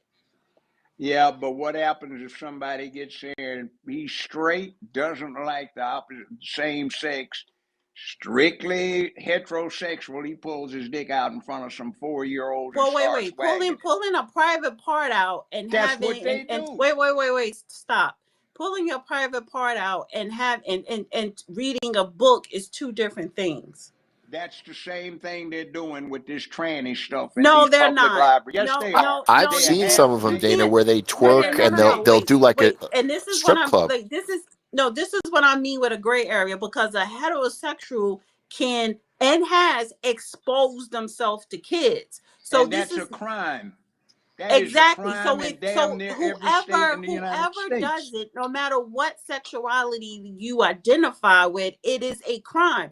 But story time for kids at a library doesn't mean they're gonna come and whip out their penis. What I'm Well, talking about is because that is a crime. What I'm what do talking you about, call it when yes, the what is a adult's fact? got on Hold a on. G What is string a and fact? his butt's What bare is in front a of these fact? kids?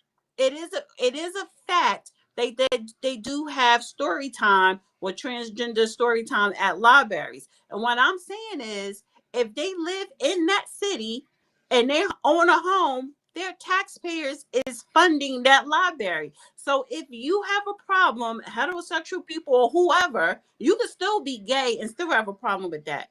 But if you have a Well, problem with that, and I'm not finished, if you have a problem with that and you live in that community, then why are you not going to City Hall?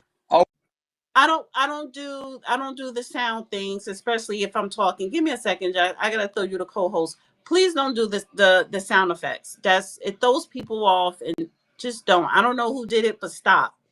So if you live in a community and you don't like something and you think it's something that's inappropriate, then why are you not going down to City Hall to advocate the opposite?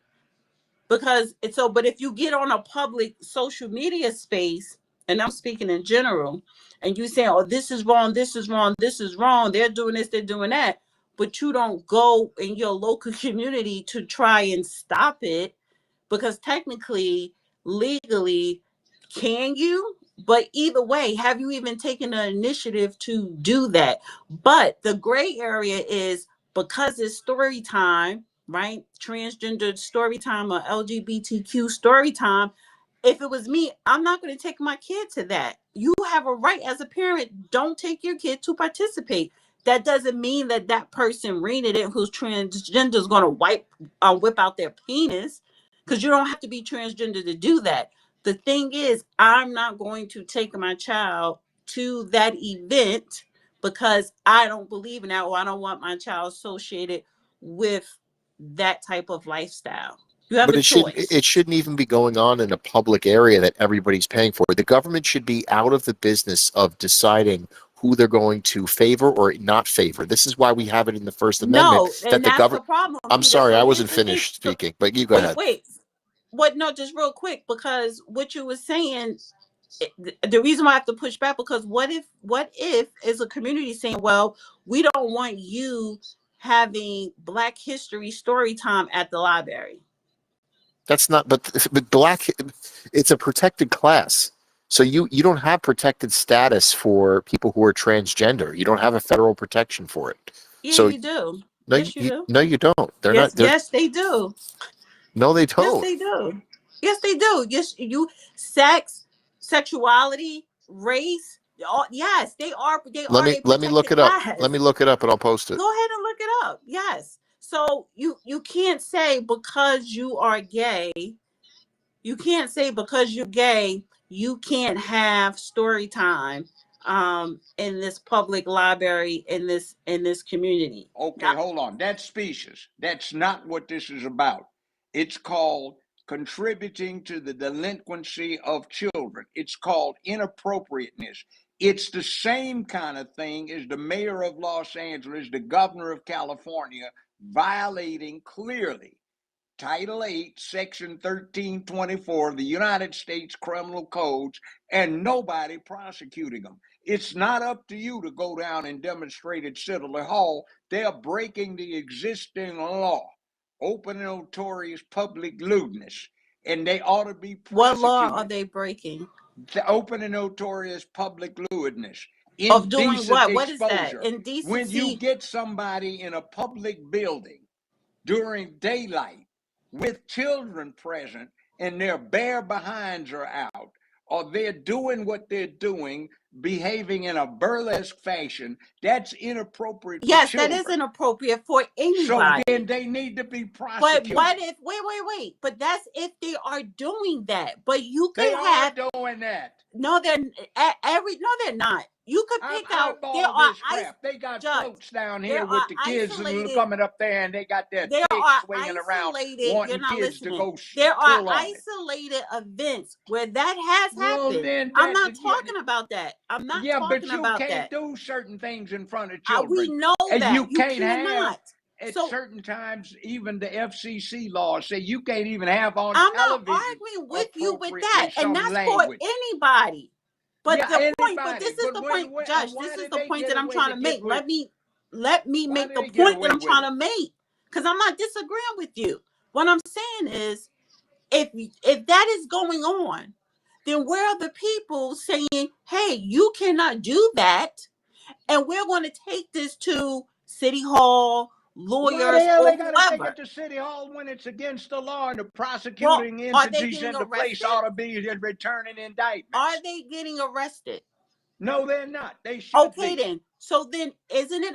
Let me ask you the questions. So is it? So if they're not, if it's against the law and these people are not getting arrested, as a citizen in that community, it is your obligation to go and report that and demand that they follow the law and arrest them. See, Yeah, that's not that's happening. nice. That's But it's nice, not but it is being happening. done. It is It's being done. no, it's not, And because okay, no there's one hasn't done somebody it. that just committed grand larceny.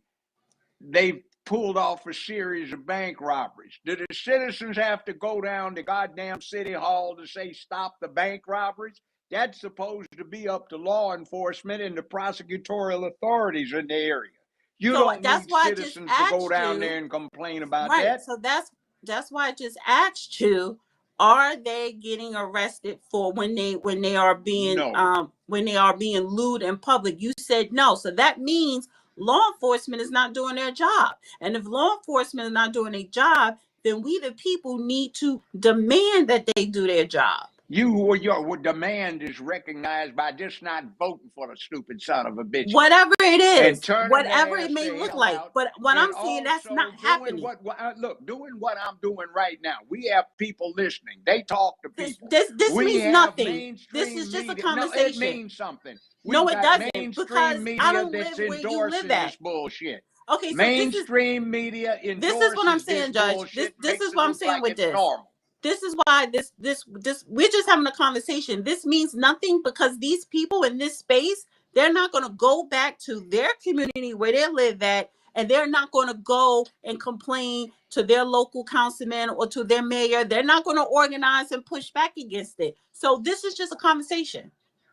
I think they Some of them will, are Dana. I expressing think they they will No, they do it. will. won't. Just stop the cap, because you They want to be will. right. You want to sit up here and you want to create this narrative, and you want to be so 100% right about it when you're in denial. Now take some accountability and understand that the people are not doing what they need to do.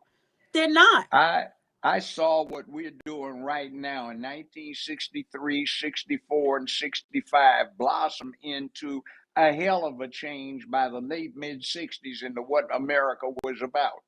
It But this works. is 2025. This is not the I know it 60s. works, and it will But it's not. repeat. But people It are not. works. You don't. This is what I'm saying. I'm not saying that it does not work. I'm not saying that it doesn't work, Judge. What I'm saying is the people are not doing it. So it's not going to work. It's not going to exist because they're not doing it.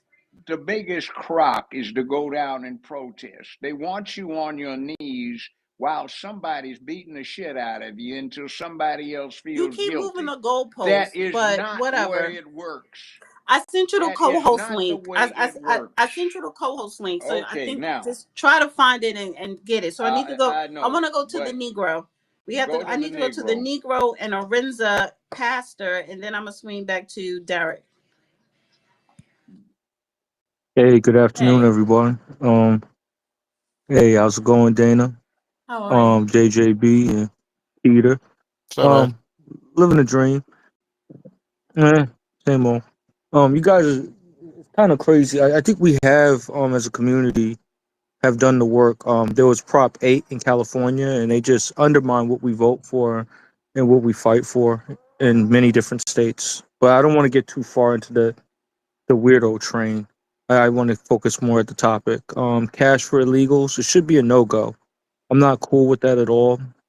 I think it's very problematic that governors, since we were on California on that train, California governors like or whatever, what's his name, Gavin Newsom's going to sit here and vote no for cash payment and reparation for Negro Black American people and whatnot. But he's the type that will him and that other weirdo lady, I can't think of her name offhand, but that the lady from the CBC out here pushing for cash payment for illegals is disrespectful. And it's inflammatory. I wish people would actually get more serious and actually run these people out of town. Making it comfortable for them at the grocery store. Just make a scene to them. Just let them know like we ain't really cool with that. That's where I'm kind of at with it these days. You don't have to physically harm them, but you can definitely make your presence be known that it's not right. Besides the little letters to the office, because it seems like they're not reading those either. The erasing of African American. I'm all for that. The more erasure, the better. I think it should be Negro, but that's my point, or Black, one of the two. That's where I'm kind of at with that. African American was something that was made up by Jesse Jackson, Jesse right? Jackson didn't make it up. And We were using it well, way well, well, well before he started. He adopted what we had come up with. It was Negro, hey, Black, hey, Afro American, Black, African American, and he just picked it up. hey, hey, he No, he popularized it. didn't even He descends full popularize it. on. We were all over the community from 35 down, black, white, brown, red, yellow in America in the late 60s, early 70s, mid 70s, up until the 80s. We were saying Afro American, Black, So African American. so for how it was conveyed to me, it was like somebody in one of those newspapers thought it was cool to say African American, and you know how it is. Just like with Barack Obama, we think that it's an electable term, right? They think he's an electable person. Same thing with African American. Our people rode with it, and we Well, shouldn't we have. said it I on think that it was college very campuses and to each other when we were at bars and pubs and out someplace at parks and at parties. That's what we were saying. We were surprised at how quickly it got picked up by mainstream media, but it didn't come from mainstream media. We were saying it. Mainstream media just started reflecting it. I was there. I was going on 30 years old. So yeah, I mean, I was there when we stopped saying Negro and started saying Black. That was about 1966, into 1966, going into 67. And then we started saying Afro American about 67, 68, went back to black. And then we were using both of them. And it soon morphed into African American because we were talking about Euro American. So it was just a Mexican American. So Judge, who started that? Who started the movement for Afro American? Afro American, it just came up because it was part of what was being said. I can remember Bunchy Carter. I recruited him to UCLA. He had been chairman of the Slossons, the street gang, and then uh, got involved with the Black Panther Party. He used to say on the macaroni side, African Afro. Remember? Afro hairstyle. That's why it really came in. Afro American. We started hearing Afro and everybody was wearing an Afro. And here it is. Okay, you wearing an Afro, wearing American. So you're an Afro American. I think that's how it really started. That's the pattern that I thought was going on back when I was there contemporaneous with it. We wore afros, and that's how the doggone thing started. Yeah, but I just wanted to get Well, I back mean, onto it's this. whatever you want to call yourself. That's cool. This Yeah, yeah. Well. The thing is, the part of the problem is when it comes to like criminality. I'm gonna speak about it from a criminal justice perspective. Like when some of these African people are doing from the continent of Africa who migrated over here, not by chain. So this is not the transatlantic slave descendants and all that other stuff. I'm talking about people who came over here in JetBlue and other means to come over here to live a quote unquote better life. Some of these individuals perpetuate certain types of criminality where it gets under Black Americans' criminality, where it becomes very, very dangerous. In the guise of they saying that we're doing new criminality or we're doing new things, and now you have the police looking at us like more suspect than normal over crimes that we don't even engage in, like human trafficking and money laundering and espionage and stuff like that. So, like, yeah, I think that we do need to distance ourselves from these other ethnic groups that are bringing this type of criminality, so that the spotlight of the American DOJ and ICE and others can actually monitor and watch these type of individuals, because they are engaging in things that are very dangerous for our community. And I'm tired of our community getting the bag when it comes to criminality. And these are the same immigrants that will go around saying, what about black on black criminality? I'm looking at them as like, what about immigrant criminality, just in general, from all these immigrants, no matter what color they are. Each wave has brought some type of criminality or some dysfunctionality towards the shores of America, willingly or unwillingly. So that's just some of the things I observe, and the reason why African American should be erased. It should be almost abolished or considered outdated, because it outlived its purpose. Especially when you have other ethnic groups that are coming to America, and they're trying to pick up that term as well, and it becomes a lot. It becomes very problematic when it comes to like colleges too, because now the professors or these teachers think that they're engaging with a Black American student, knowing that they're not Black American, and they're getting unearned benefits. They're taking up spots from Black people at certain colleges and universities that need to be in those seats, so that we can move ourselves forward as a people. And it's sad that when I go look at graduation from my grad class and stuff like that, there's only two Black American people. And the only reason why I knew that is because we're the only ones that had Black American heritage flags. Everybody else had some type of foreign flag or so whatever, but they're not from the United States. It even creeped out my mom, and she was like voting Democrat all the time. And I said, well, this is like the result of voting democratically. You're going to get erased, or you're supporting your own erasure. So yeah, I think that we should erase African American.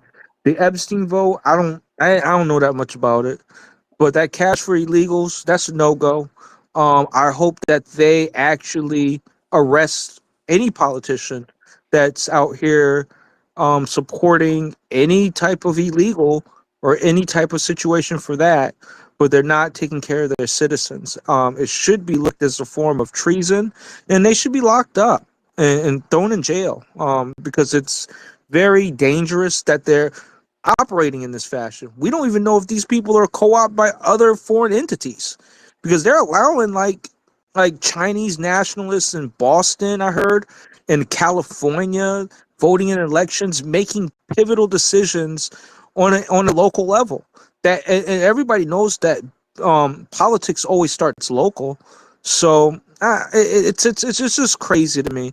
I hope that they lock them people up and make sure that they never serve office again, because they're not for America. It doesn't matter if they're black You or make white. some valid But points. salute to you You guys. make valid points. Salute to you guys. You You have a great make one. some valid points, young sir. If I may make an observation, every single ethnic group on this planet understands criminality and they ostracize it.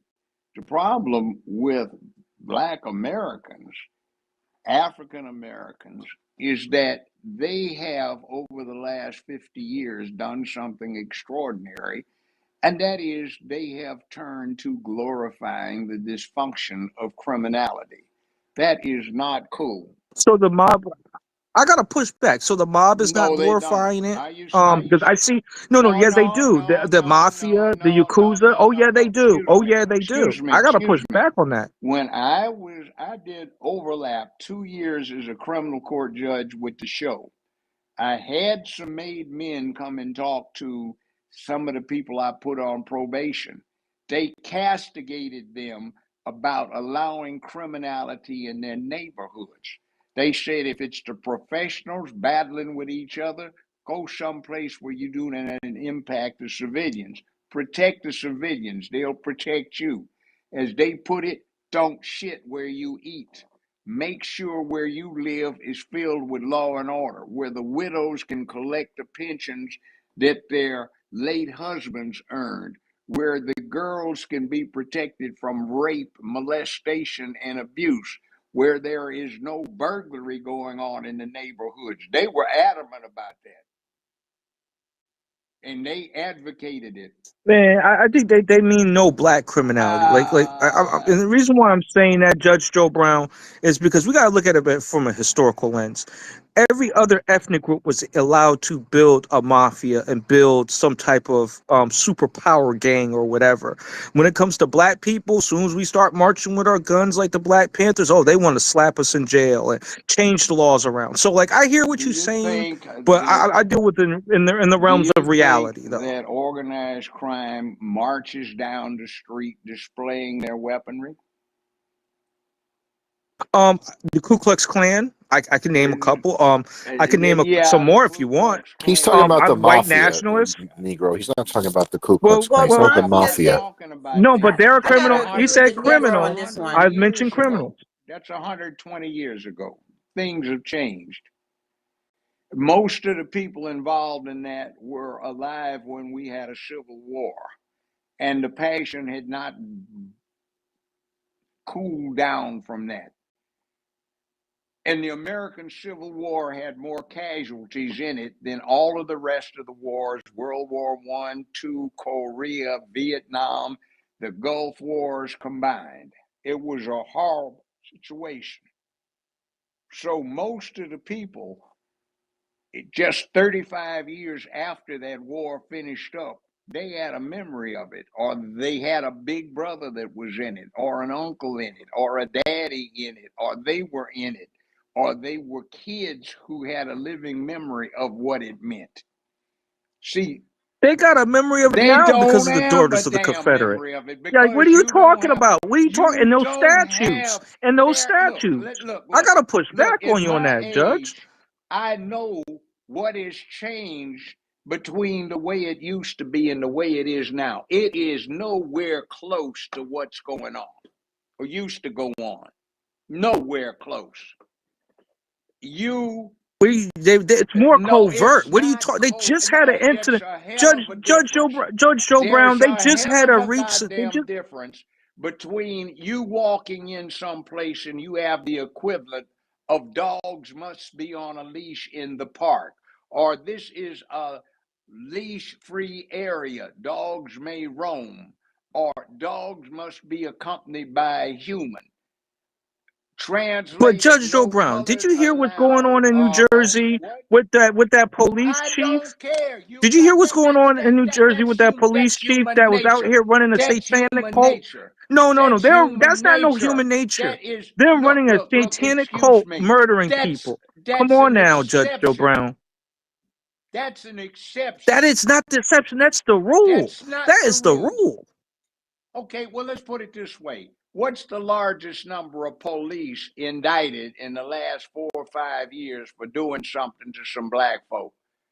Tyree Nichols in Memphis, Tennessee, there were 5 black officers and 7 or 8 more implicated for jacking up Tyree Nichols. And it's not even according to the officials' stories. It's because there was a boyfriend-girlfriend thing going on. They don't even report that, but I know because I live here.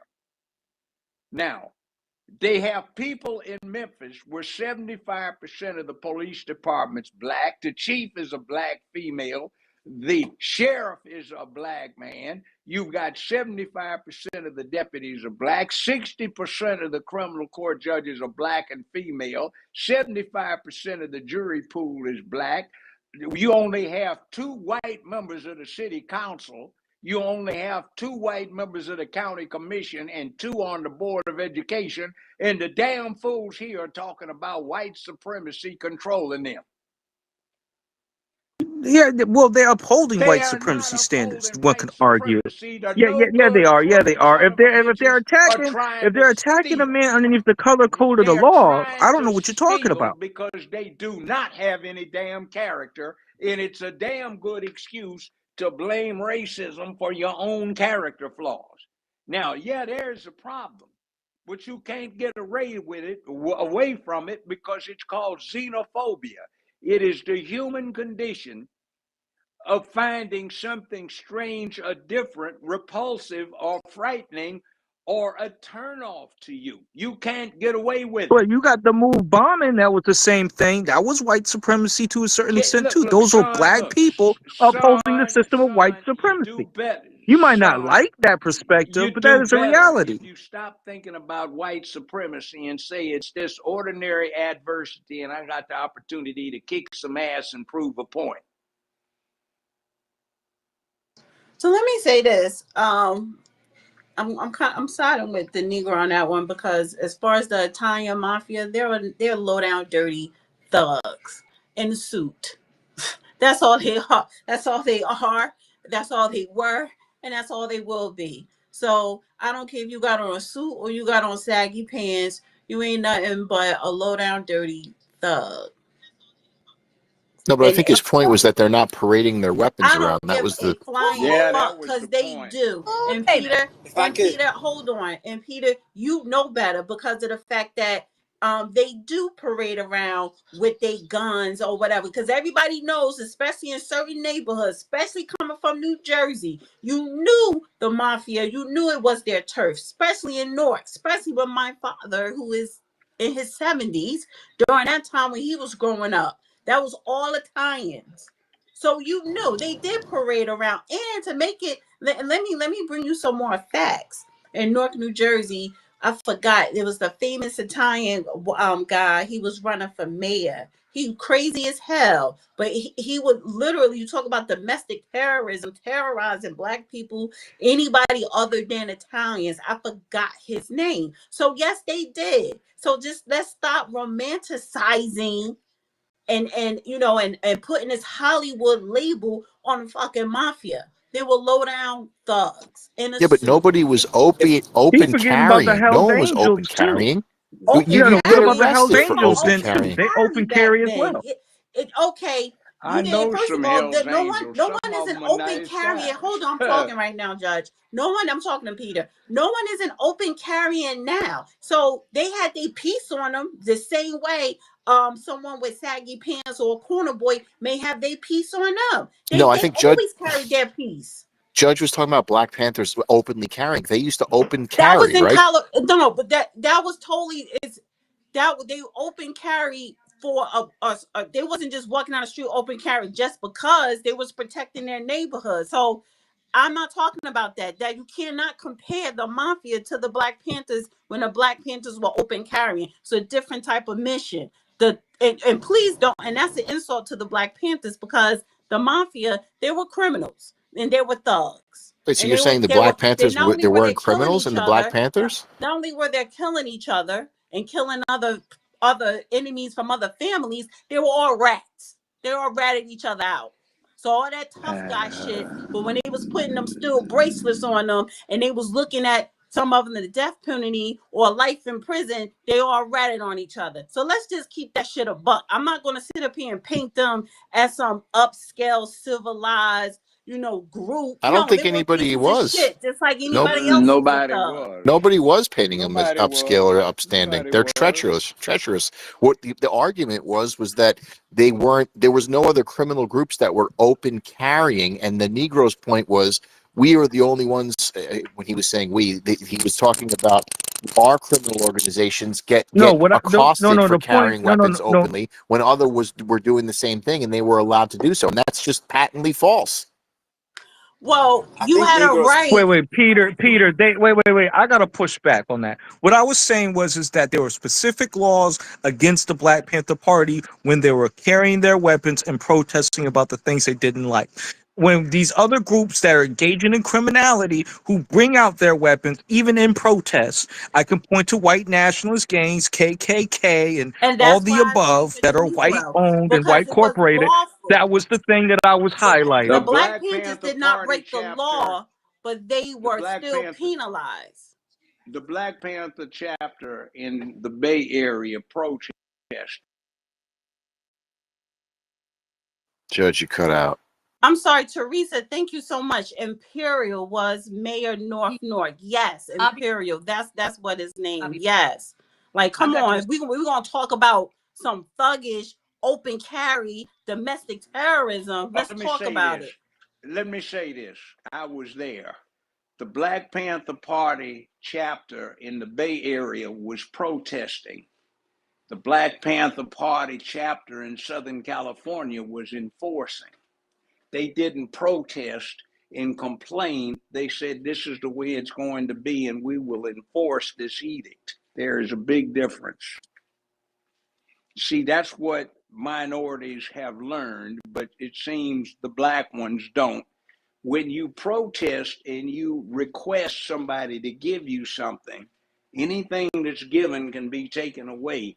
Just about every other ethnic group, including the ones that are coming over recently, they understand how they can dictate something. They don't need to make a request. They say, if you don't do this, there will be consequences. Therefore, we are dictating what's going on. There's a hell of a lot of difference in perspective. Yeah, and you know what the difference is? That goalpost is already at that 10 yard line. So I'm Then gonna go move to the goddamn Arenza. thing. I'm gonna go to Move it. Arenza and I'm gonna swing back to Derek and then Pastor and Sherelle and Trey if they're still up. So go ahead, Arenza. Hi, everybody. It's Lorenzo. I heard what you said, Judge. Thank you for your understanding and definition because I see the legality side of it. Um, Also, I wanted to ask you this before everybody started talking. When we were talking about non-US entities like, say, the Chinese, are you saying that we need to set up a commission nationally as an oversight committee to determine if these businesses from non-US entities are allowed to have agricultural lands? Is that what you were getting at? No, I was getting to something else entirely. If you get into analyzing the stock exchanges in the United States and all over the world, you will find that the People's Republic of China has been astutely investing in various corporate entities and those that trade on the stock exchanges. So when we get out of line and get too enthusiastic and foolish, they sort of pull a coattail and say, hey, you better check out the situation here as to who the stockholders are in this corporation. We're not buying that. We're not going to let you get away with it. Rein back in your enthusiasm because this is dangerous. Everybody on the world will get jacked around if there's a depression. We don't want that. So our problem is that the American dollar is stabilized by the Chinese, the yen are stabilized by the Chinese, the euro dollar is stabilized by the Chinese, the rubles are stabilized by the Chinese. They have the biggest population on the planet. They function as a capitalistic government without allowing capitalism internally. They have enormous investment power, and they actually seem to have more of our American currency than we do. Yeah, that's right. So Yeah, the I can. problem is that they control every damn thing. So we get mad at them, and what they're doing is saying, "Hey, you guys got out of control. You forgot what it is to restrain yourself. You just do what you feel like doing, and you can't always do that. So we'll keep you in line for the good of the whole planet." Okay, Now, so I got that part. So is it okay? Because I'm looking at it right now at the securities industry essentials and the exams, and they got their hands in everybody's pies. So yeah, how do we control a narrative if they got their hands in everybody's pies, Judge?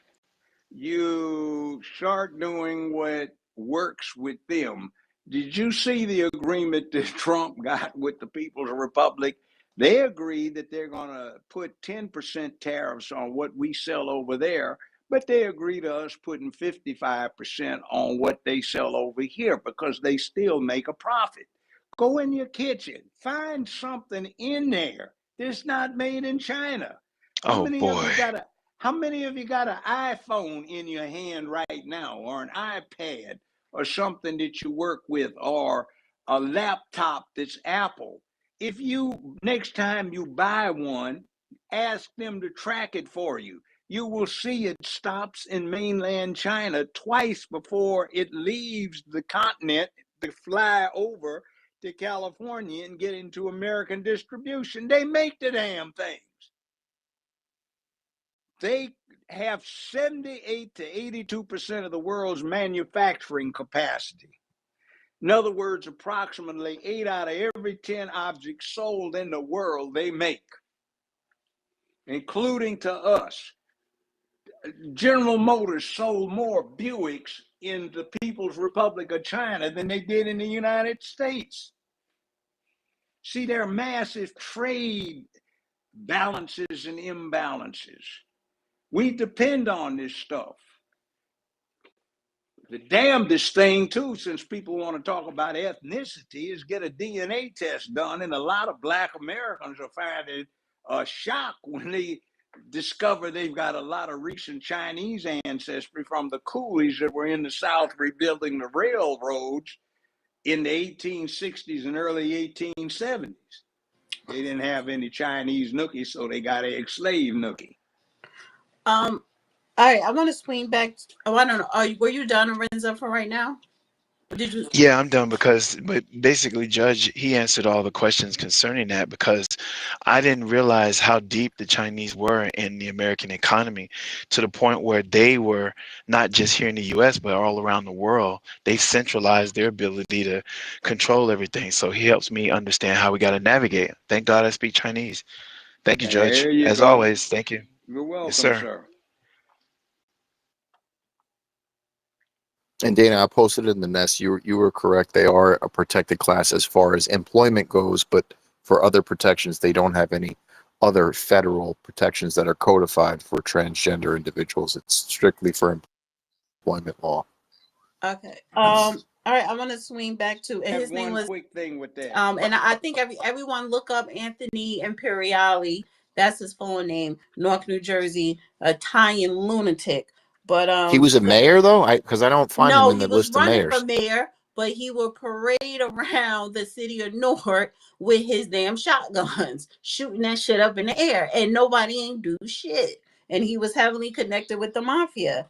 Derek, I'm gonna swing back to Derek real quick, and then I don't know if Pastor's still here. Sherelle, Trey, Shamation, Black first. Yeah, I think I have everyone. So that's the order. So go ahead, Derek, and then Is Pastor still here? Or no? Okay, no. So Derek, He then dropped. I'll try to bring him back up. oh, I don't see Sherelle either. So Pastor, Trey, and Shamation and Black first. That's the order. Go ahead, Derek. Yeah. So I do believe that Trump has some provisions in this bill against Chinese buying up, like land and things like that. I think he got pretty strict down on them. But I just want to say, like, I totally agree with you, Judge, on this whole code thing. I mean, I'm 100% down with you to the T. I also agree with Dana because I do understand like the whole part of people within communities. Yes, they do have to do their part and they do need to push back against it. But however, I just want to say this: we talk about the gray area, and the gray area is between right and wrong. A lot of people call it the thin line, right? And I believe that we have a moral responsibility to push back against this gross abuse of human rights. Because now it started from, okay, I just want my human right. I just want to be accepted. I just want to be able to love who I want to love. I want to be, okay, now it's pushing to, okay, no, I want to push this on your children. And they were getting so bold as to making videos. We're going to have your kids. We're going to teach your kids this. We're going to turn your kid, put it in our face. And I have seen plenty of videos where grown gay adults, whether they be trans or whatever they are, they're parading the streets. They're riding bicycles naked. They are walking down the sidewalks right next to schools. They are pushing like their whole lifestyle in public, and they were protected. You couldn't do anything to them. You couldn't arrest them. You couldn't do anything.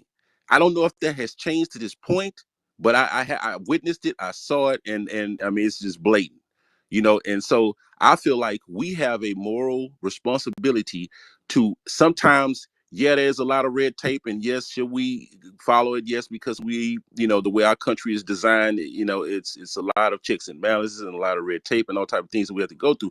But I feel like at some points, like I gotta agree with Judge, we have to put our foot down and we'll say, hell no. Listen, you know what? That's okay. Just like we do with illegals, no due process on things that infringe on us and our constitutional rights, but also our religious rights and what we believe in and what we feel like is just as human. Because just think about this: if you have a nation who is going to turn majority, a sexual lifestyle that is not heterosexual, you're going to find that down the road, you're going to have a dying out nation. The nation will be dying out because they're not reproducing. They're not going to be able to go through the natural process of life. And this is what we are designed to. I'm not bashing anybody for living how they want to live. I'm just saying common sense. Everybody can't be that way. The majority can't be that way, or we will be dying out as a country. So let me say this, because I never said that for anything. It was me. I said that people should push back, and I said people are not. So if you have witnessed people parading down the street half naked, because in the state of New York, and especially in the city of New York, a woman and a man, but both women and men could walk up and down the street. You could walk around in public with no shirt on, exposing your boobs. That's not against the law. So if you have seen naked people parading in the street, no matter what they sexuality, because if it was heterosexual, that makes it better? No. So is it against the law in your city, in your district, to walk in public partially nude or half nude? And if it is against the law and you are seeing people do it, no matter what their sexuality, because I'm not going to allow a heterosexual to do that, let alone a person who identify with the rainbow. So if you see a person do it and you know it's against the law where you live at, then why aren't the people in that community complaining and pushing and demanding for that person to be arrested and to prohibit laws and restrictions for people to not do that? And that's what I'm saying. If you are not actively doing that, when you see somebody breaking the law, no matter what group they're identified with, because it's funny, you're not going to see a naked person, whether they're gay or not, walk in a Jewish community, Muslim community, upper class community, unless those people in the community allow it, but they don't. And it's pretty ironic though that when you see them parading, and I'm trying to figure out where y'all live at, because when you see people do that freely and they're not getting arrested, that is because the people who are not part of that group allow it or don't have a problem with it. If you don't have a problem with it, then it's going to continue to happen. So that was my argument. If Right. you see somebody doing something, breaking the law, no matter what group, because don't sit up here and say because they're gay and they're walking around naked, they need to be arrested. But when you see a heterosexual do it, you're just gonna say, oh, that person crazy, I'm just gonna go the other way. Everyone needs to be accountable. No, I And agree. we need that, but that's not what I'm saying is, Derek, that's not happening. Well, no, I totally agree with you. I mean, I don't have a problem with it, whether heterosexual or homosexual, trans, whatever. And I totally agree with you on that. Yeah, people should push back. I live in Houston. It's a totally liberal city, right? They were literally doing that stuff downtown. And you know why? Because Democrats allow it and they protect them. So the conservative, citizens like myself, we don't allow it. We don't like it. We may speak out against it. We may go down to City Hall. But when you live in a predominantly liberal city where Democrats protect these people and they allow them to do this, it's almost like somebody has a hand over your mouth and you can't say what you want to say. They're restraining you through Derek, litigation. check the nest. Everybody in the room, check the nest. You could see it live in 4K. Exactly. This is in front of children. This is across America and Canada And that they're none of them doing this got shit. prosecuted. None of them. No, they're Yes. But celebrated. This isn't, is what they're if supposed I to be may This say is doing. something, nasty. Isn't this public indecency? Well, all yeah, right. it is. No, because you Yes, have it nut jobs is. that are running these cities. They're out of their fucking mind and they're nutty. But there's a law that's it's a public decency violation. Am I right, Who's going to Judge? enforce it? Who's going to Yes, enforce it? it's on the books. But you You but become a it's not being cop. Hold enforced. on. You become a cop. You swear. You raise your right hand, swear or affirm that you will follow and enforce the laws of the state and the United States. It's against the law in damn near every state. It's called either open and notorious public lewdness. It's called contributing to the delinquency of a juvenile or a child. It's called child abuse. You have FCC regulations that are on the books that used to get prosecuted but haven't been under the Biden Harris administration and before that under the Obama administration, where you're not supposed to have explicit material on before 10 o'clock at night. You're not supposed to, but they do all the time. You look at children's cartoons on the Cartoon Network, and they've got all of this stuff going on with loosely veiled sexuality right there in front of the children's faces, and nobody's saying anything. And but you can't even teach ordinary sex. And I have had cases I had to try unnatural sex acts. 3 to 15 years in the state penitentiary for consenting heterosexual adults to have oral sex with each other. And then you listen to somebody talk about, but you can't discriminate against them because, oh, wait a minute, what are you doing right here? You just Right. said that you cannot do it if you are straight without being liable to 3 to 15 years in a penitentiary, but you're talking about it's okay if you declare you a rainbow. What's the matter? I want to go to Trey. It's different. The problem is that there's a lot of people who are afraid because they're going to be canceled because their jobs are going to be in jeopardy.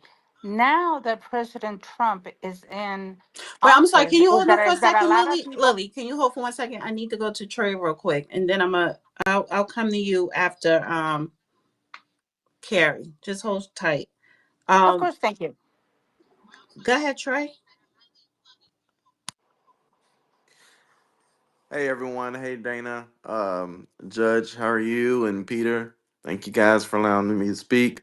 Um, I there's quite a bit, quite a bit here. Um, I wanted to kind of start with the term of African American.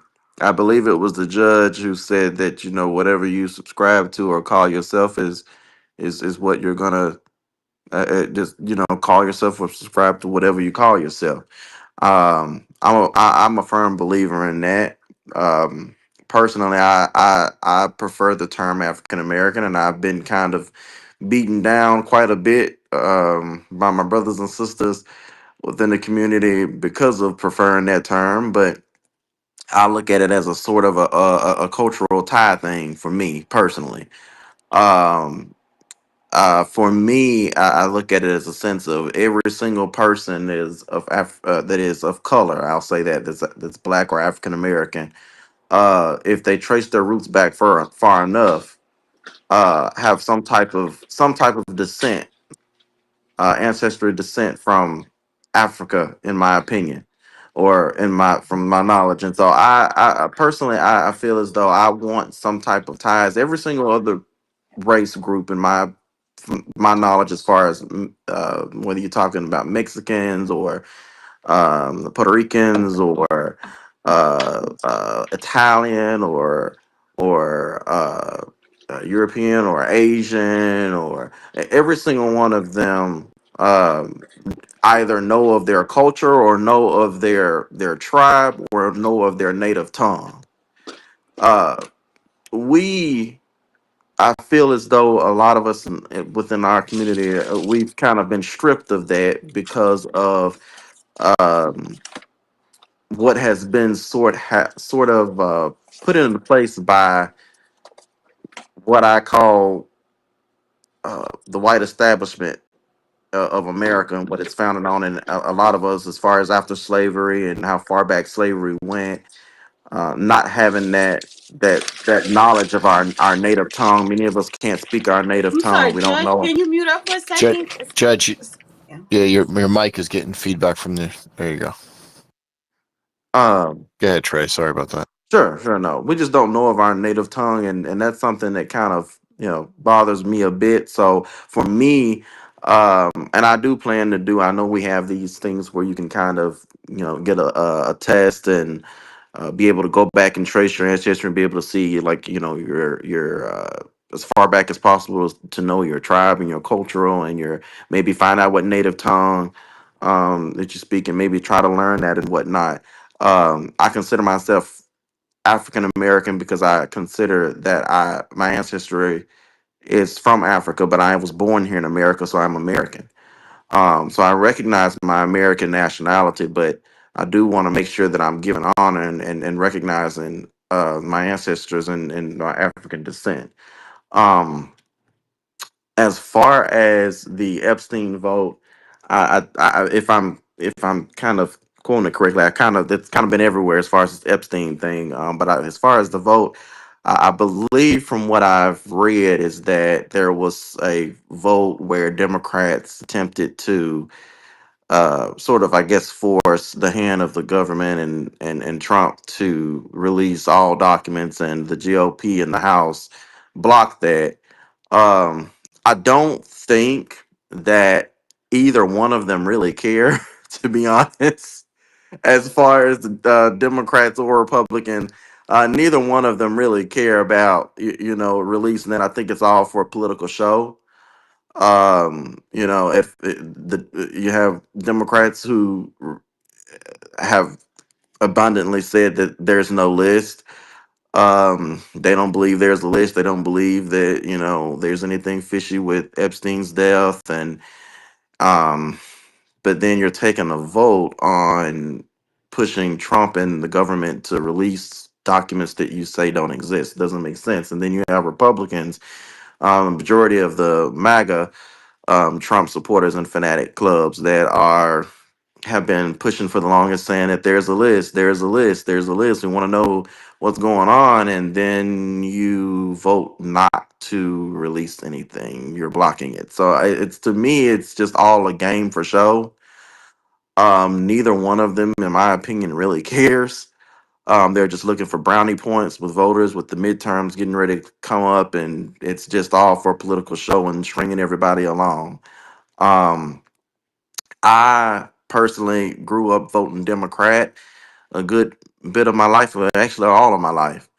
I now, for the first time in my life, am a little bit confused, and it's a great deal of confusion because of all that we've kind of been discussing as far as the values of each party, such as the LGBT or transgender rights versus religion within schools versus traditionalism or conservative ideas of the country, and criminality and things of that sort. That's sort of different for each party. The Democratic Party used to be a party, in my opinion, which is why I was so supportive of the older part of the party. Used to be a party where you were a party. It was a party of the working man, where you worked for what you needed. But if you fell on hard times, there was some sort of security net there to catch you, to help you to get back up on your feet and to go back to being a working man or a working woman, to get a career or go to school or make something of yourself, or do some good in the community. And it was a party of accepting others, not indoctrinating others, but accepting others, whoever you may be, however different you may be. It's just a party of accepting people. We were a party of values. We didn't knock people if they were religious, but we also didn't knock people who were not religious. We were just an accepting party. The party has changed. It has become a party of teaching our youngsters to, you don't have to go to work. You don't even have to go to school. You don't have to better yourself. You can live off of government assistance. You can, live off of unemployment. You can, dress how you want to dress. Everybody's got to, coincide uh, uh, uh, with your with transgenders. Basically, if we can teach that in as far back as elementary school, if starting different teachings as far as different genders that they consider it to be. And if you don't agree with it, then you're a homophobic, or you're misogynistic if you don't agree with abortion, or if you are against abortion. Um, so it's been a huge change for the Democratic Party. It's become a party of, and allowing our children to think that, doing different drugs is okay. Not furthering, looking to further themselves, and everyone lives off government assistance, and you know, um, not a party of acceptance, a party of indoctrinating people to believe a certain thing. And if you don't believe what they want you to believe, then you're against everybody. You're an awful person. You get canceled, and So let things of me that ask you this sort. question. You're saying, that you're kind of describing the Democrat Party, but those same sentiments I could echo for the Republican as well. Yeah, I'm confused about the Republican Party too. That's why I said that I'm confused. I So don't it's really it's know. it's not For the first right. time, So they're not advocating for the rainbow like the Democrats, but they still push their ideology as well, and they would try to say, oh, you don't believe in this, well, you should believe in this. Same thing, just different types of right, right. Yeah, the Republican Party, I do agree with you. That's why I said I've kind of been a little confused about, what party I want to affiliate with, but I've started leaning a little bit more towards conservative for the first time in my life. The Republican Party has not. More so because I agree with their traditional values. I've become more traditional as I've gotten older. I'm 33 now. I live in Memphis, Tennessee. So I've gotten a little bit, I've grown to be a little bit more conservative. And just because I do believe that the country was founded on God. God has done a great deal for me. um and I do believe that that we don't need to force everyone. If you don't believe in God, then by all means, that's awesome. But don't say that we can't have a moment of silence. I remember when I was a little kid, we used to have where we could We had to stand up, and everyone had to do the Pledge of Allegiance and the Star Spangled Banner, and then after the Star Spangled Banner or so, we would have a moment of silence, and that was the moment for everybody. We understood to pray or practice whatever type of religion that you have. You had that moment, you know. Little bit by little bit, those things started disappearing in schools. So we're no longer singing the Star Spangled Banner. We're no longer giving a moment of silence to pray. We're no longer, allowed to talk about God. We're no longer, when it comes to abortion, if you believe that life is important, um you're automatically considered, a person that wants to take away a woman's right to choose, or you're automatically considered a person that doesn't agree with or doesn't like women. It's the Republican Party is more so now about tradition and conservatism and keeping and a sort of a return to things of uh things of value, family values, valuing religion, wanting to make sure that telling our children that you can't live off the government. You've got to make something of yourself. You've got to look towards the future of either making a career for yourself, going to school, or going or going into a profession, whether it's a skilled profession with doing anything skilled with your hands, or going to school, or whether it's getting a job. You can't depend on government aid. The government aid is just for you to just. So Trey, I need you to start landing your plane. I'm sorry, I'm doing a lot of talking. But yeah, I do agree with a great deal of that. As far as the illegals thing, I do think also that for the illegals, I feel like it's a mixture as well. You got some people who are here legally, and some who are not here legally. The ones that are here legally, some of them have applied for green cards. There's been reports that a lot of those applications were, you know, have expired. Some of the green cards expired. Some of them that were here legally, that were had court dates, were not. Um, they were not done in a timely manner. To like the paperwork wasn't filed through the courts or whatever in a timely manner to renew it, and so that made them illegal at that point. So it could be a little fishy, a little dicey. Everyone needs to come here legally and do it the correct way, but we also want to make sure that we want to make sure that we're also making it to where we're accepting to individuals as well doing it the correct way, and we're not making it sort of a way where I believe Trump is sort of um Trey, honey, you're gonna have to land your.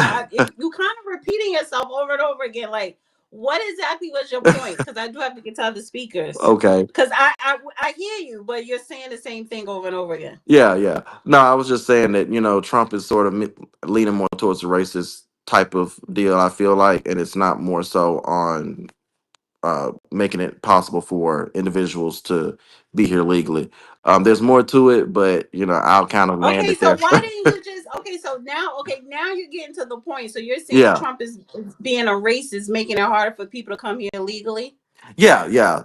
There were three different. No, he's not. There's Actually, th- he's not. there's He's three actually different cleaning up points, the. but I think that he Yeah, has he's his cleaning up. person. Okay, so let me talk now because you talked a lot. Yeah, He's yeah. actually cleaning up the immigration mess. Well, his The personality is differing from his It from doesn't his matter. from It his doesn't matter. Just from give me his a from second. his Give me a points second, of Trey. his. Trey, I heard you talk for like 5 minutes straight. So Right, right. I just want to say this because I have to get to other speakers. People, if you disagree with someone, then this person is a racist or whatever. No, he's not. He's pro-American. He's patriotic, and the fact is that he's actually cleaning up the shit that the prior administration created. And then our immigration department has always been disorganized for decades. So he doesn't have a magic wand to fix it overnight. But first you got to get at least some percentage of the illegals here up out of here. First and foremost, No one's agree. No one's first just. and I'm not disagreeing foremost. with you about the policies. I'm But just. let me finish because you've been rambling for a minute, and I have to get to other speakers. So let me finish. So when people the first thing come out, oh, he's a racist. See, I don't do that name calling shit. I'm not gonna call you a racist. I'm not gonna sit up here and shit on someone and put and say they're part of a cult because they may be a gay or lesbian or transgender or whatever. I don't judge people. I look at you and your deeds and what this man is doing. He is cleaning a swamp that the previous administration has created. We don't need open borders. We're not supposed to have open borders. It's a security risk. So because he is exercising his federal rights as commander in chief to deport people, that doesn't make him a racist. So, and it's like the focus is not how can we get people to come here legally. The focus is how can we get the illegals out, and then we'll talk about people coming here the legal way. But we have over 20 million people that came here illegally in the last 4 years, and they got to go. But all 20 million is not going to end up being deported. That's just a fact. I'll be surprised if they get to 2 million within the 4 years. So it's a problem that's not going to go away anytime soon. But let me go to the next speaker. I need to go to Shamation and then Black First if he's still here. Carrie, Leela, Empress, and followers. So go ahead, Shamation. Is he still she? Did I say your name right? I think it's Yes, Shay you always Michelle. say that. Shay Michelle. Damn. Yeah, because it's I'm pronouncing it the way I see it, but sorry, it's Shay Michelle. Go ahead.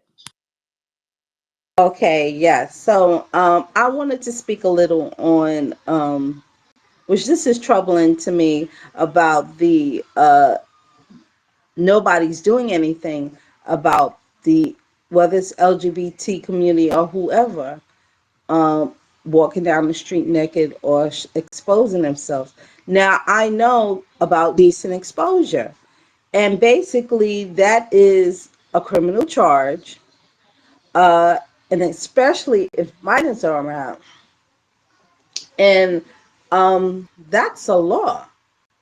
So I did post something to that effect on my page about that situation where the father was videotaping and a guy LGBT transgender had exposed himself um, in public around children, and the police didn't respond and told him he needs to learn the law. And so at that point, that means there's definitely a sickness. That means that those same police officers need to be reprimanded, and the police department and the city need to be sued because they did not respond to when a crime was committed. So I think that's something that needs to be followed up, because then to me it's like you're turning your head to anything else that involves children, pornography, sex trafficking, and the like. So I'm stepping it up a notch because, one little thing grows into a big thing. And then it makes me think, well, hell, what is the police officers involved? Because there have been cases that we know personally where um, law officials, of course, this is nothing a secret, and police officers or what have you have been involved in pedophilia. Okay. So, being that said, I think that's something that needs to be looked to, investigated, and exposed as to why all these folks are turning their head, especially when we're talking about Epstein files. And why would you expose? I mean, why would you turn your head? So you have someone in Congress who's trying to pass a law where a child at the age of 14 or 12 can marry an old man. So, yeah, it should be outrage from the community, period. Unless the community is all sick. That's what I'm trying to say. If it's like that and there's no outrage, There's something, goodbye, something is wrong with the community. But the If I'm community is not just local, it's also the whole country. Yes? if I might offer something, the way to attack that is the same way the opposition attacked teaching religion or demonstrating religion in schools. The same cases would apply. I don't know why no one goes after that. But I want to change the subject slightly since it got brought up so much. This Epstein thing. Over the years, I've come to understand what's happening with this Epstein thing. It's not what people are talking about entirely. There is a lot of theater involved, but there's something else going on. Humans have huge sex drives, and for some people, it gets extreme and they get real foolish. And the international intelligence community, espionage, has for thousands of years taken advantage of that to acquire vital information or compromise people so that the information can be obtained indirectly.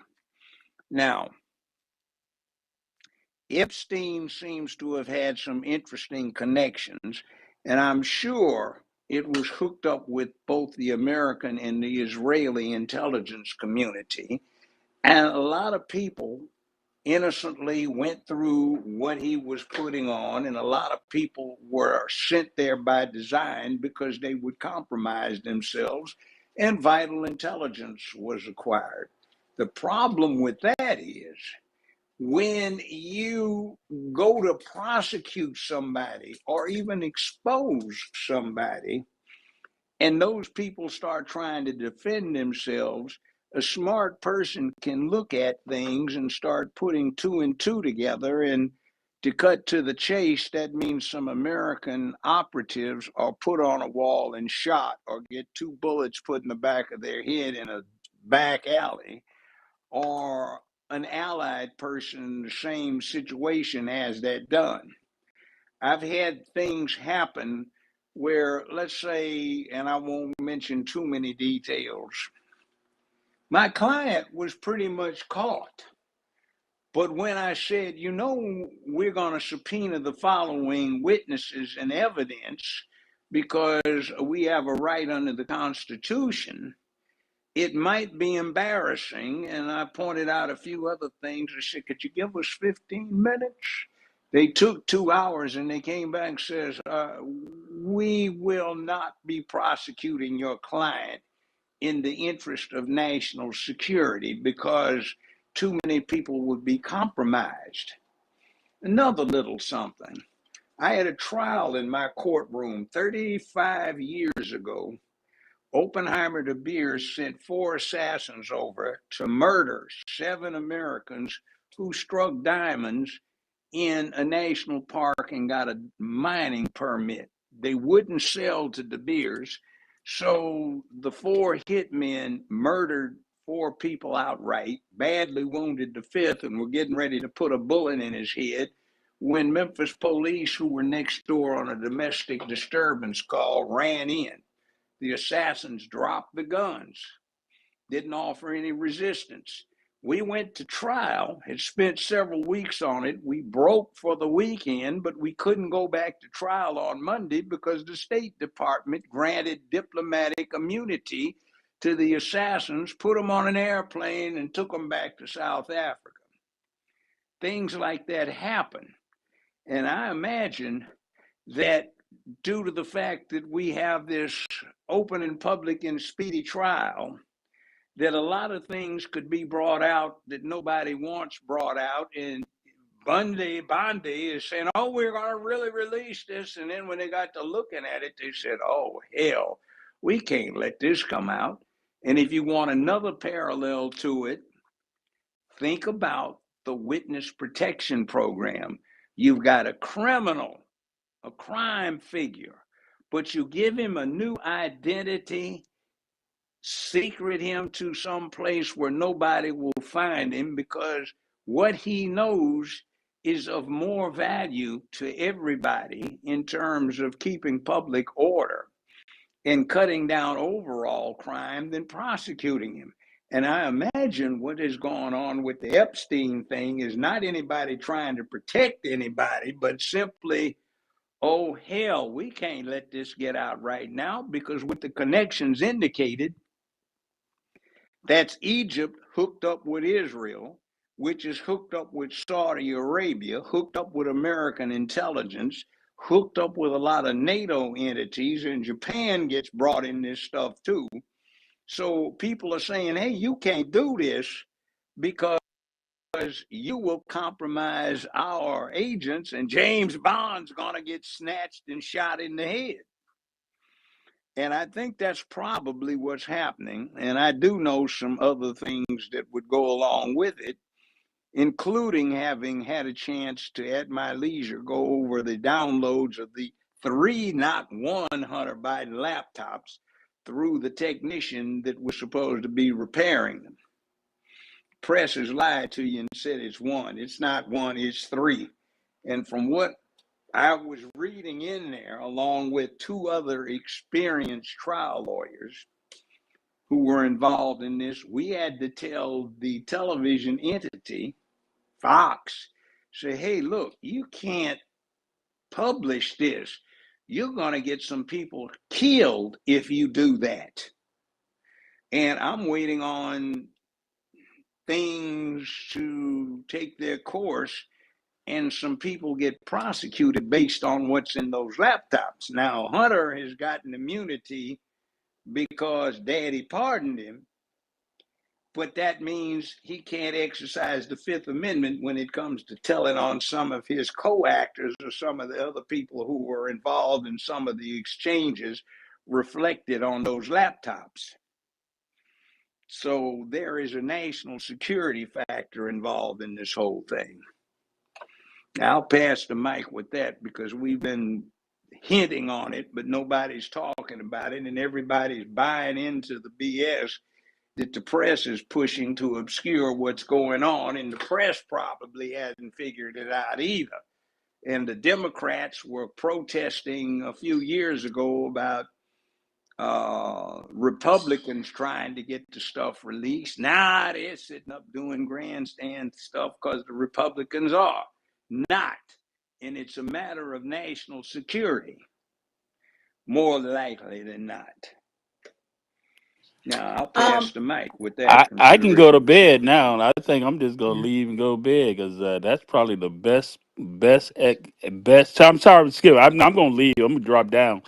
Uh, well, I'm doc- sorry, but I still need you to go on your mic because I well, have to get to let the him other say what he's speakers. got to. I want to hear what he's got to No, say. because there is an order, Yeah, and I that's a don't want to. point. What's There he have been going to people say? waiting for I a know. very long time, and I don't want to do that. And I also want to say it's a couple of people that I dropped down because I Okay. needed to bring some people up. So if you All want to right. request to come back up, because if you want to say something else, just do so. It's just that we sometimes have to rotate.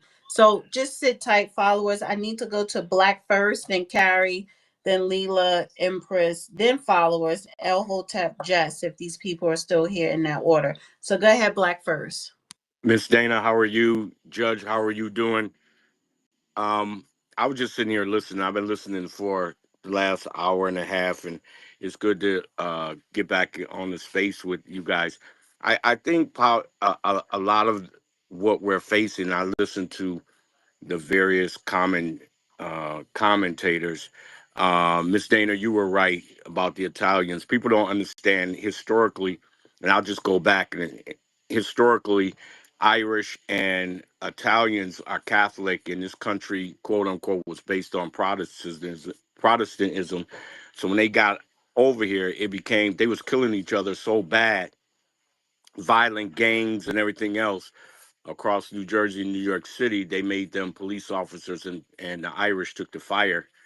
Um, that's historical fact. They took over the fire department jobs, and the Italians became the police officers because they was killing each other so bad. But I think if we history is repeating itself, and I hear Judge speak about this a lot. He doesn't say it outright, but if I think Judge, I think a lot of this follows Rome. Nothing is repeated on this earth. and I think the United States is on the same path as Rome was. This country was built on exploitation, thievery, and murder. This country, so it cannot last. And I think a lot of the stuff that's going on, I don't even pay attention to uh, a lot of that stuff. And Judge, you was correct about the stock market. What people don't understand is the reason why the American stock market is doing so well is because it has a lot of foreign investments. And if you look at who owns what in this company, in this country, you'll be surprised that a lot of foreigners own a lot of corporations in this country. So I say that just to say this, whether you want to put it as immoral, I just think there's a lot of distractions that are going on.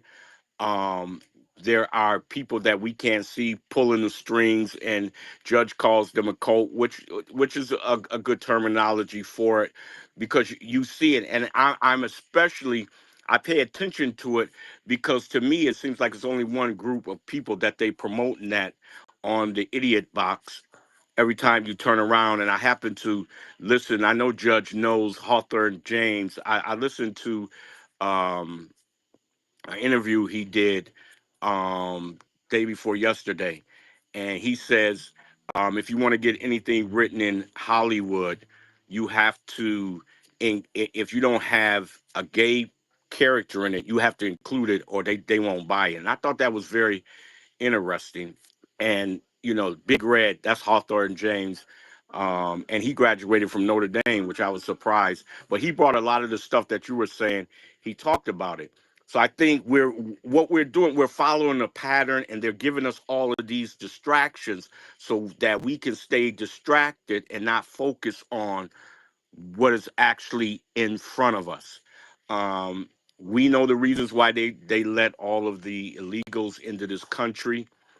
We know the replacements. We know what is going on, and the sad thing is the people who took the fight to the power system are no longer fighting back. We have become docile. We have become um, some of us bought paid off. There are people that keep us in check. We fought, and no matter what nobody says, we fought for the rights that other people are taking advantage of. Blood, sweat, tears, death. We did. And so, we bought into that democratic bullshit, if I can say that. Um, where they were speaking down to us, and even when the email came out with Hillary Clinton, where she talked about don't promise black folks anything, just talk to them, but don't promise them nothing. We get talked down to. There's so much going on, so many distractions that it takes us away from what's important. And I just want to stress to everybody, and it comes across as I'm seeing a lot of things. It's the deterioration of the family. The family is the most important unit in the world. And Miss Dana, I'm going to land my plane right there. Thank you so very much, Judge. It's good to hear your voice. Yeah, he dropped down. He's gonna come back up. Something with his connection. But he heard you. Thank you. I appreciate you, Black. First, I'm gonna go to Carrie. Carrie still up here, or did she drop down too? No, there you go, Carrie. Carrie, going once, going twice. All right. Hey, hey, hey. Can you hear me? Yeah, I can hear you. Can- Okay, well, thank y'all. Um, Peter and Dana and Judge Joe Brown. It's always a pleasure to be on your space. I love it when I can. And I think it's great what Judge Joe Brown just said about everything about the Epstein files. I totally agree with him. I think there is something there, oh my God, like worldwide that we cannot expose. It would just ruin our relationship with other foreigners or whatever. I don't know how to exactly say it, but the judge said it correctly. And I totally believe that. And so the way I look at this is it doesn't benefit me at all. I believe in the Republican Party because, I mean, I was a Democrat at one time too, and uh, tended to go the other way when Trump ran for office. But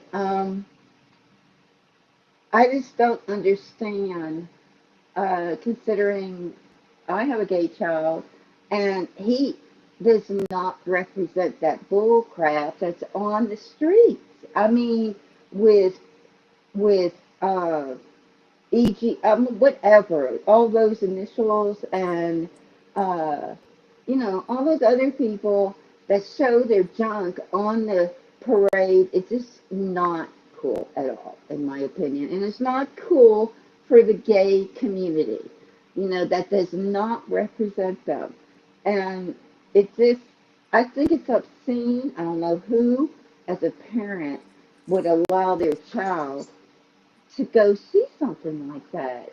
And I know a lot of lesbian friends of mine that have children and other gays, and it is not cool. They are totally against this, what is going on, and I can't believe they're not getting arrested for portraying themselves like that on the street. So, with the Epstein files, I mean, okay, I understand it's a bad, bad situation, and I know the mega people are wanting uh, people to get arrested for this, okay? I understand that. But I also understand that there's something bigger there that we don't know about, and it's not good for us to hear it. But I'm telling you, in the mega community, it's like no matter what it is, they want to know. I don't know why it is like that because I can respect Donald Trump and what he says about it. There must be something bigger out there that he cannot say, because I totally support him in his actions. But I don't know. But just saying, I don't support that, and I don't think the gay community supports that crap. And the Epstein files, I think it's something bigger, like the judge says. That I don't, I don't know. I'm not saying that we can't handle it. I'm just saying I don't think people from other nations can handle us for knowing that. I don't know. That's what I think. So thank you for letting me speak, and y'all have a great evening. I love y'all. Thank you, ma'am. Thank you. Appreciate that. May I add something to what you're saying? One of the delays may be that the various intelligence communities involved are trying to extricate some of their people from jeopardy if they are discovered. And they That's may be true. trying to bring them in. Now, one other thing remarked upon about the Democratic Party. The Democratic Party came into existence 200 years ago for the specific purpose of protecting and spreading slavery. The U.S. Constitution itself outlawed the importation of slaves after about 1806, maybe it was 1808. And the Wow. whole world was trying to stop it. But what wound up happening is they engaged in a massive propaganda effort to convince the public that slavery was a good thing. And by the late 1840s, they were the only organized political party left in the United States. Everything else was independent. Oh my God. 1851, the Republican Party was chartered, and one of its specific objectives was to end slavery. They called it abolition. Now, the other thing about this propaganda ability of the Democratic Party that's extraordinary can be shown by what happened in the 1870s and 1880s. Ordinarily, if you win the war, you get to write the history books. Something Oh, happened in America. The Democratic Party wrote the history book so it looked like the South won the war or they were justified in doing what they did. And they kept that going for a long time. Birth of the Nation, the first feature length Hollywood movie, glorified the Southern cause and the Ku Klux Klan. Wow. We have the same methodology that the Democratic Party has perfected over 220 years, and it's being used to push this cult. I'm not against gay people. I have relatives who are gay or Yes. lesbian. It's about Exactly. this cult that has come up that is a negation of all the things that humans have pushed as good character traits. But Now, Judge, that's the problem. And we are getting bamboozled by people that control the entertainment industry, the communications industry, and the news industry. And they're feeding us a lie.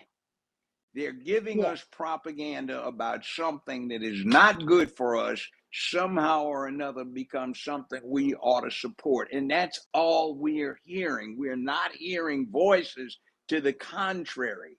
And when you do, like when you hear Trump and MAGA, they are attacked over and over and over again as though something is wrong. You absolutely. keep hearing about Trump's failed with this tariff, but the Chinese have said, look, we'll tax a 10%, attack a 10% tariff on American goods, but we agree to you attacking a 55% tariff on. Uh-oh, what happened to you? I don't hear you. I don't know. I don't hear Something you. Even a happened. foul. Oh, Am I there you here? go. Can you hear me? Yeah, I can hear Okay, you now now. what I'm saying is these are kind of things that we have to be sophisticated about. But our news media, our Exactly. entertainment and communications media has been trying to obscure this and dummy the whole public down for the last 50 years. It is extraordinary. I've never seen anything like it. And it encompasses. Well, I can't believe it either. It's crazy. And how people still believe this crap, you know? It's like, what are you doing? It's I totally agree. and that's why I sometimes go against Dana, because I say we need to stop doing what's popular right now, because what's popular has been glorified for 50 years and it's essentially dysfunction. So we have to say, Exactly. no, we're going to do something else. But who's And to say what's dysfunctional that's and or and us. what is That's not? us. There's a No, no, thing. no, no. But your Listen, dysfunction listen. may not be my It may dysfunction. not be. So who are It you or who may are not me be. to point the finger at someone and It say may not you be. are a Excuse dysfunctional me. person? It may So not. that's what I mean with Listen the to gray me. area. Listen to me. Humanity has advanced from cave to condominium. We have set up. I get all Wait a that. minute. No, just listen. We have got religions from Judaism to Christianity to Islam to Hinduism to Buddhism to Taoism to Confucianism by wise men or women who've said, no, this is wrong. This is not the way you're supposed to do it. And by the strength of the wisdom of their words and the logic, rationality, and reason, and the objectivity that they bring to the fore, they have convinced a lot of people that there's a thing called morality and ethics. And humanity has a core set of And ethics. everybody ethics are not the They same. are basically identical. No, it's not. So And anyway, no, all right, But all they right. excuse So me, then should. stop. so Let Why me then do we finish don't we my have agree. point. to? We Let me Why do finish we my do we not have point. agree to on that. Let me agree? finish. Everybody Why do? Let ethics me are not finish the my same. point. The point Yes. is that these ethical considerations arose way back when men went out hunting and there were 15 to 20 of them taking on a beast that weighed 4, 5, 6,000 pounds that could squash them flat, and they had to depend But on each we other. don't hunt. We We don't have do those the big same. monsters like We that do the anymore. But we're same not hunting thing. anymore. Excuse me. It doesn't make any difference. We're the same human, But and the But we're women not have the no, we're same not the same series. human. We're not. We are. We are unhealthy. We're If unhealthy. you are, We're look, But pampered. you, the We average would height, not. We don't know most Americans. I'm just sticking to Americans. Don't know how to survive in the the wilderness. So average, we're not the same human. we Human can and do it. we're I the can same teach human you. in I biology, can but teach when some it comes Boy to Scouts. environmental and I can society, teach. we're not the Excuse me, same two people I, anymore. at the hey, same time hey, talking hey, will but not allow anybody but else to understand. can I excuse just me, I'm sorry. Dana, I could think you I let need. All me right. finish the So point? I Judge is can going to teach make his 11 year point. old boys. I can Judge, teach 11 year. I can, let me just go. Judge, make I your can point teach, so I you can don't move need to the explain go it. to the Just other let me go. speakers. Look. I can teach 11-year-old Boy Scouts how to survive in the wilderness in 5 days flat. And I'll be damned if I can't teach You could, an but what we're adult who is talking not a. about the masses, they're I not can. teaching that I anymore. can That's all teach I'm saying. everybody on. If we've got 50 people listening now, I can Judge, teach I'm 40 not of them the same pushing back skill in against what you're 1 week. saying. You're not Now, hearing me. What I'm saying is they're not doing that anymore. So if you're well, not we teaching, can. let me finish this real quick. If you're not teaching the youth, at least the youth, how to survive out in the wilderness, they're going to grow up not knowing how to survive in the wilderness. See, those lessons are no eh, longer being taught. That's what I'm saying. since we have Donald Trump as commander in chief of the armed services, and we have had a resurrection of the way things are supposed to be done in the military, that's being taught to two generations of young and middle-aged Americans who are still in the military that they can bring out and spread. That's the way of Yeah, doing well, it. that's going to take time. But until then, let me go to the next speaker. Okay. Thank you, Carrie. And who is it? Is Lilia then Empress? Followers. Oh, no. Excuse you? Maybe it wasn't me yet. I'm sorry. No, Go it's ahead. not. It's Lilia, Empress, followers, El Hotep, and Jess. And then Joe just came up, and then Joe, and then we're gonna okay, end. can I just say one more thing No, before Carrie, I then, need you to mute up Dana? real quick because I need to get through these. I need to get through the speakers because it's running late. Okay, baby. It's running late. Okay, Just hang tight for one baby. second. Okay. Lilia, go ahead. Hi. Um, the first thing that I wanted to say is that there's been a lot of changes in our society, and that have brought us down. And there's been a lot of changes that go against nature, and people do not realize that. Some people do not want to understand that wanting something is not the same as doing it, or or it's acceptable for me to do it. Okay, there are certain laws that we had to follow, and they were given to us by the gospel. Okay, and we have to be able to, those were given to us in order for society to exist and flourish. But we have in our society now, not only here in the United States, but all over the world, people have forgotten that certain things that are not natural should not be toiled with. Okay, that's one thing. Like homosexuality, to me, it is against nature and it goes against God. Also, now something else that I wanted to say is about people saying that, oh, I am Guatemalan American, I am African American, I am Mexican American. That's bullshit. Excuse the language. There's no such thing as that. Okay, if you were born here and you are or you're nationalized here, you are an American. Nothing else. There's a difference between nationality and ethnicity, and they must not be conflated. Okay. Um, Unless you're a Jew. I'm sorry. No, I need everybody to please stay on your mic.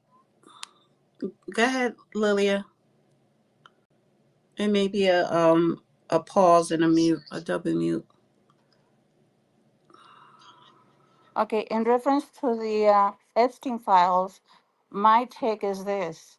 Those files, do they belong to the government or do they belong to the people? If they belong to the government, then keep it. But if they belong to the people, then they have to expose them. They have to give them to the people. So that those, it doesn't matter who it is. It could be the king, the president, Israel, whatever. They have to pay for their actions. There are consequences to everyone's actions. And we have to be able to accept them. And if we're not going to be able to accept them, then don't do them. Okay, there was a program a long time ago, Beretta. Don't do the crime if you cannot do the time.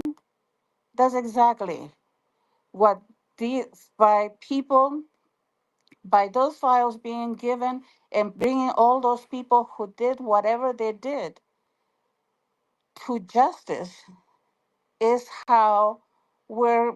I mean, how can I say? They have to be brought to justice.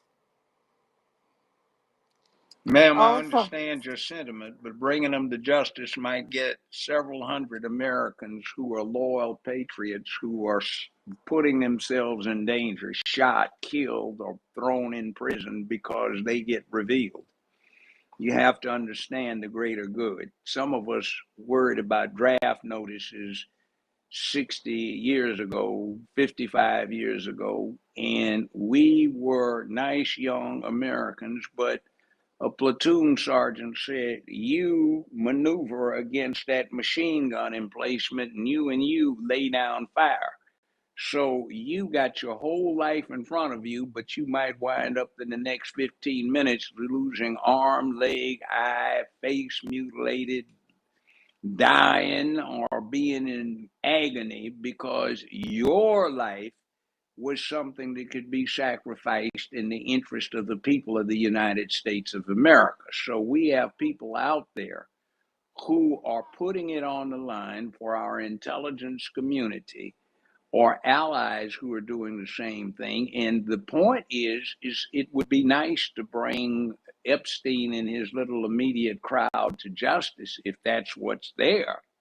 But the problem is that a lot of other people would die unnecessarily. So the question is, do you want to prosecute somebody, grandstand them through court, and they may or may not wind up in jail, and definitely have a number of Americans and allies get killed?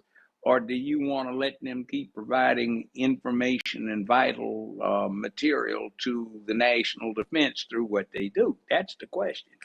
I passed uh, the mic, but those are good points. I'm enjoying listening to you. okay, and I understand what you're saying. Okay, but there's also, because of all of these secrets that are being kept, is that people are committing such heinous crimes as pedophiles. Okay, because I understand that there are people, there are soldiers, there are men and there are women who are out there and they're fighting for us, and they need to be brought back home. No other place but home. Okay, and then I think that's possibly what they're delay. trying to do. Excuse I, me, I allow me to think that's finish. what they're trying to do. Go ahead. I Okay, agree with you. then delay bringing the files to the public until you bring them home. But don't tell me that it's going to take a year for them, all of them, to be brought back. Lily, Okay, can I there's ask you a question? I just want to yes, back you because you said three. You kind of touched on everything real quick. When you saying that if you're born here, you're automatically an American. I don't think so. Because I think if you're born here and your parents are illegals, you're not American. So, but yeah, do you I agree? understand what. Yeah. Go ahead. I apologize Mhm. for interrupting you. Go Go ahead. ahead. No. I was going to say, do you agree with that, or do you believe whether your parents are here legally or not, if you're born here, you're American? No. Illegals do not have any rights to be here. do not have rights at all whatsoever that the citizens have. No. If you're born here and you were born here and your parents are legal or are citizens, then you are American. What I was saying is that people call themselves African Americans, Guatemalan Americans, and Italian Americans. They call themselves by putting another country before us, the name of another country before ours. No, we are not African Americans. We are not Italian Americans. I was born in Guatemala, yes, but I was naturalized. But don't call myself Guatemalan American. No, I am an American. That is all that I am. My only, what's the word, fealty is for this country, this nation that has given me everything that I need. This nation, that the moment that I became a U.S. citizen, this nation became my nation, and this history became my history. That is what you do when you take an oath. And that is what they tell you when you take the oath, and your flag is of whatever country you're from, it's folded and it's put away. It is fine to be proud of your ethnicity, but do not conflate ethnicity with nationality. Okay, I understand what you're saying. as far as illegals are concerned, they should not be here. They should all be kicked out, and also the people who are employing them should be punished. So what President Trump is doing right now is doing nothing but enforcing the law. Okay, that Right. is all that he's Right. doing. Okay. Enforcing the law. That people don't like it, that's too bad. Right. That is the law. Right. People are trying to say that illegal when coming in here without, illegally, it's not a crime. It is a crime because you broke the law of our country.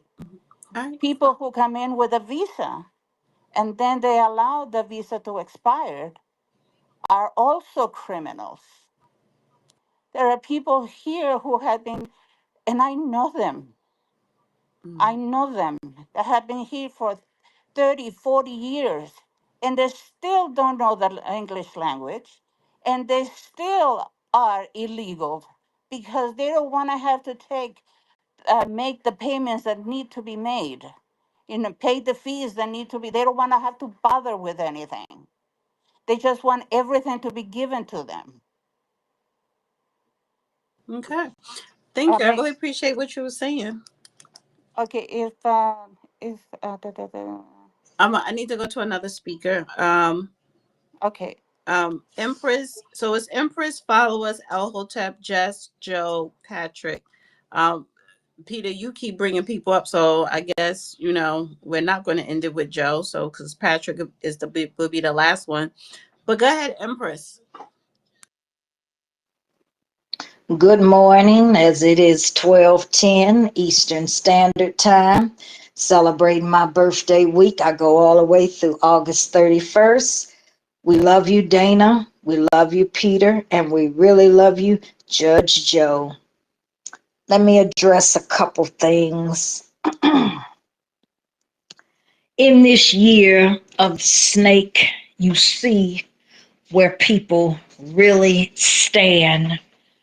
And just in listening to this program for a time, I got in late, but able to listen to it while I bleach down everything. I do that every time.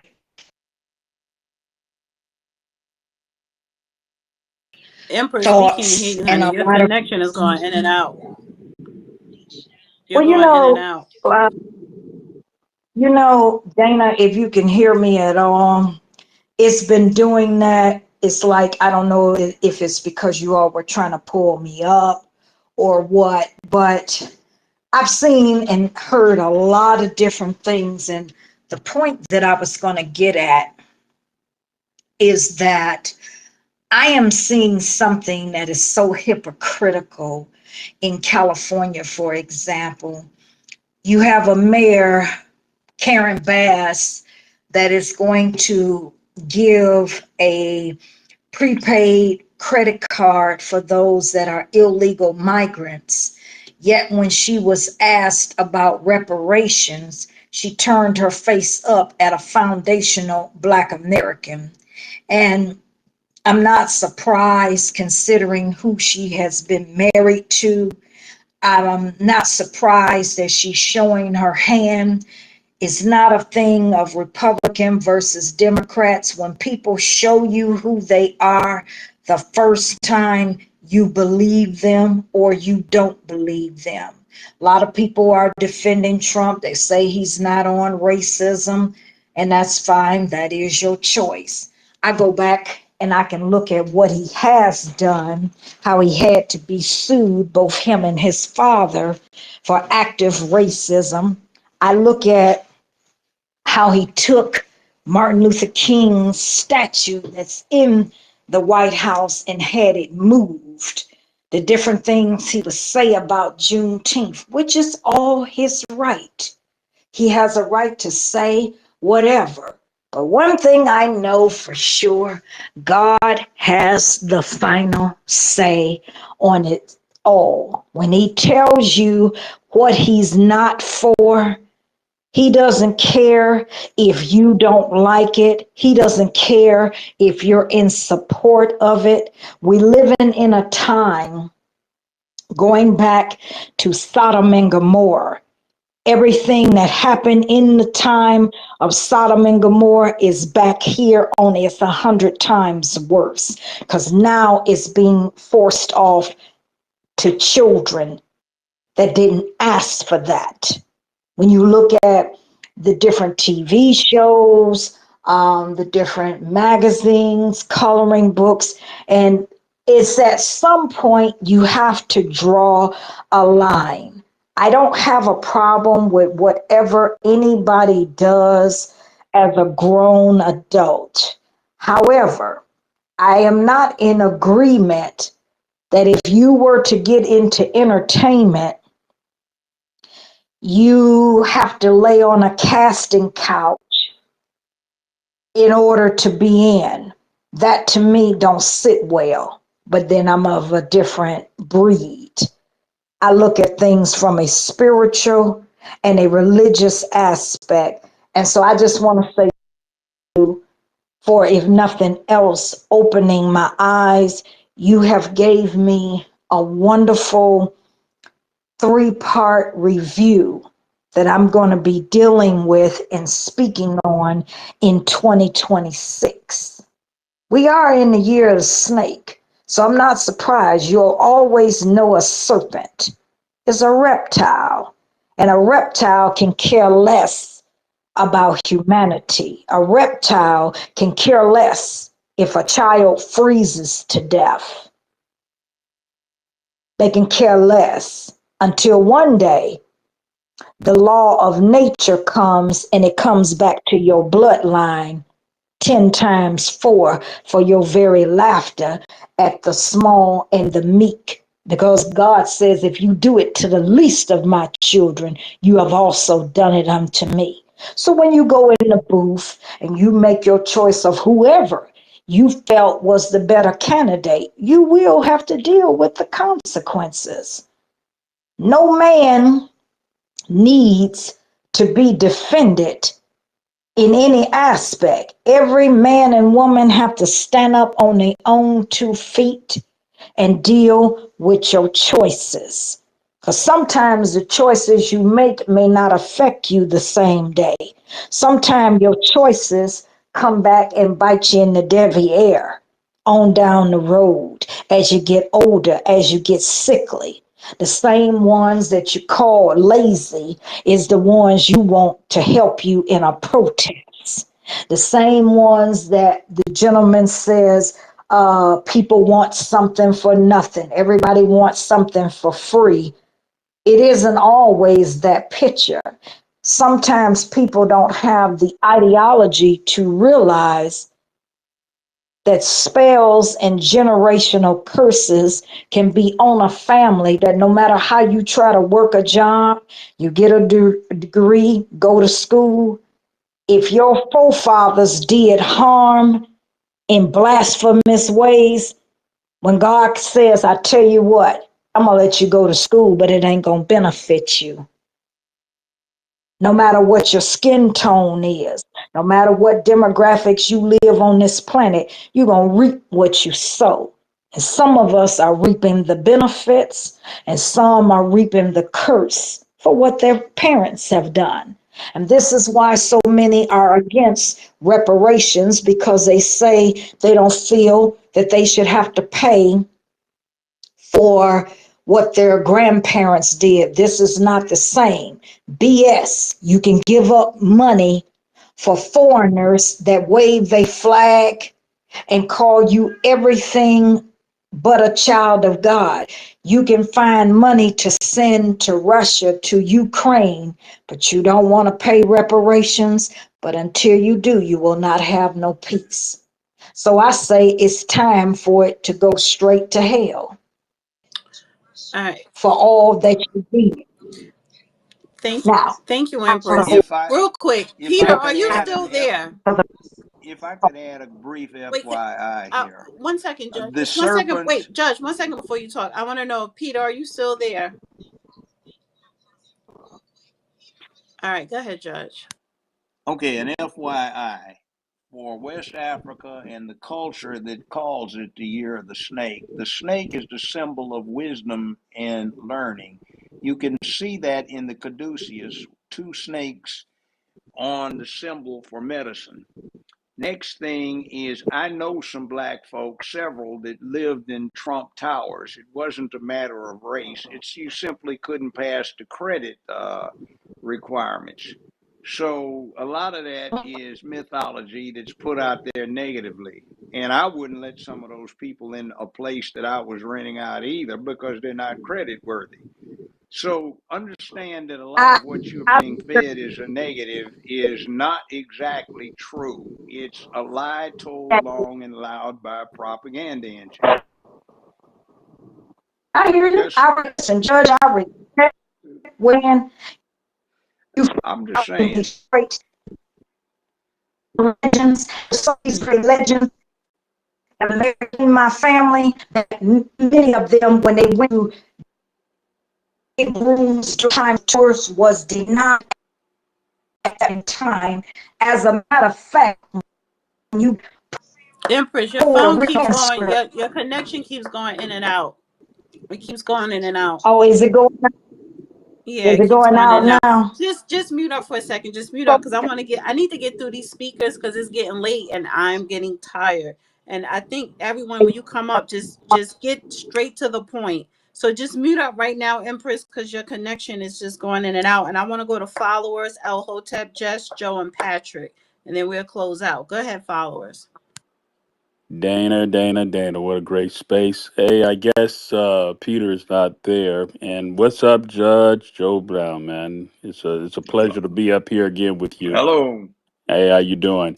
I literally I had the spirit on me to respond to you when you dropped what you dropped, man. It was powerful. I was ready to go home and go to bed, man. It was like, but yeah, you dropped it because the reason I say that I've been to so many different spaces and everything, and you hear so many different people. But I'm a military man too, so as a military man, as a retired E7, served 21 years. I understand the psyop things that you was talking about. It's like that movie, A Few Good Men. You know, you can't handle the truth. You know, there's a lot of things that we as Americans can't handle the truth, and sometimes things not revealed is probably for the good of our country. It's a lot of different things that a lot of people don't understand. So, I want to thank you for dropping it. And Dan, I'm gonna make this quick because I know you want to go to bed. Hey, Doc, Joe, Judge, I want to drop this acronym on you, and I'm gonna leave you with this here. You know, my mother altered me from the black culture. You know, it's for whatever reason, she was born in the 1940s. She altered me. I mean, can you imagine? I'm born in 1961, and my whole time growing up until I joined the military in 1978, never attended any black churches, never attended any black barbecues, never attended anything that had to do with black people and everything. So when I go in the military, I'm from Miami, and I'm an oddball. And the first time I hear someone tell me, "You're not black," is from people who look like me. And now at 64, going on 65, I'm thankful for that separation because it allowed me to be able to see us differently because I didn't have the indoctrination for black religion. You probably know that. I didn't have the indoctrination, all the things that, you know, many of us take pride in.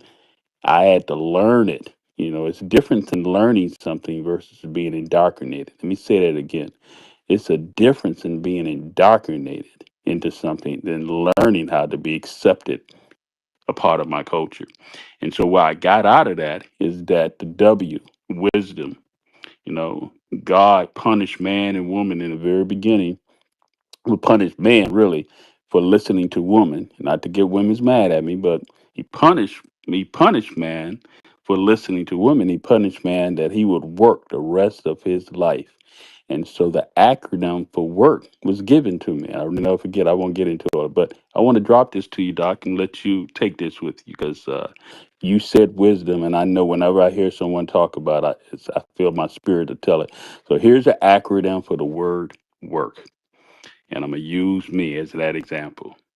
When God said we need to go to work, He meant for us that we had to gain wisdom. When He meant for us to go to work, He was talking about all opportunities. That comes through work will come through Him. When He told us to go to work, He said that man will be respected, or respected for the work that we do. The other R, man go to work, responsibility. We be known for our responsibility. And then K, he said that when you speak and when you conduct yourself and honor God, people will know that the knowledge that you speak is not from yourself, but it's from your creator. And so Judge Rodron, I've been watching you and paying that. I think you represent the acronym of work. And I feel like I think that's what God told me to come up here and give that to you, man. You represent that acronym that I just gave you: wisdom, opportunity, respect, responsibility, and knowledge. And every time I have listened to you speak and things, and you lay some good stuff. I'm glad to be able to say that you're my elder, and I appreciate you, man. Thank you, Thank you, followers. Sergeant. I appreciate that. El Hotep, I don't see you. You must have just dropped down. You were next. So I'm gonna go to Jess, Joe, Patrick, and we're wrapping it up. Go ahead, Jess. You guys hear me? Yes. Yes, Okay. ma'am.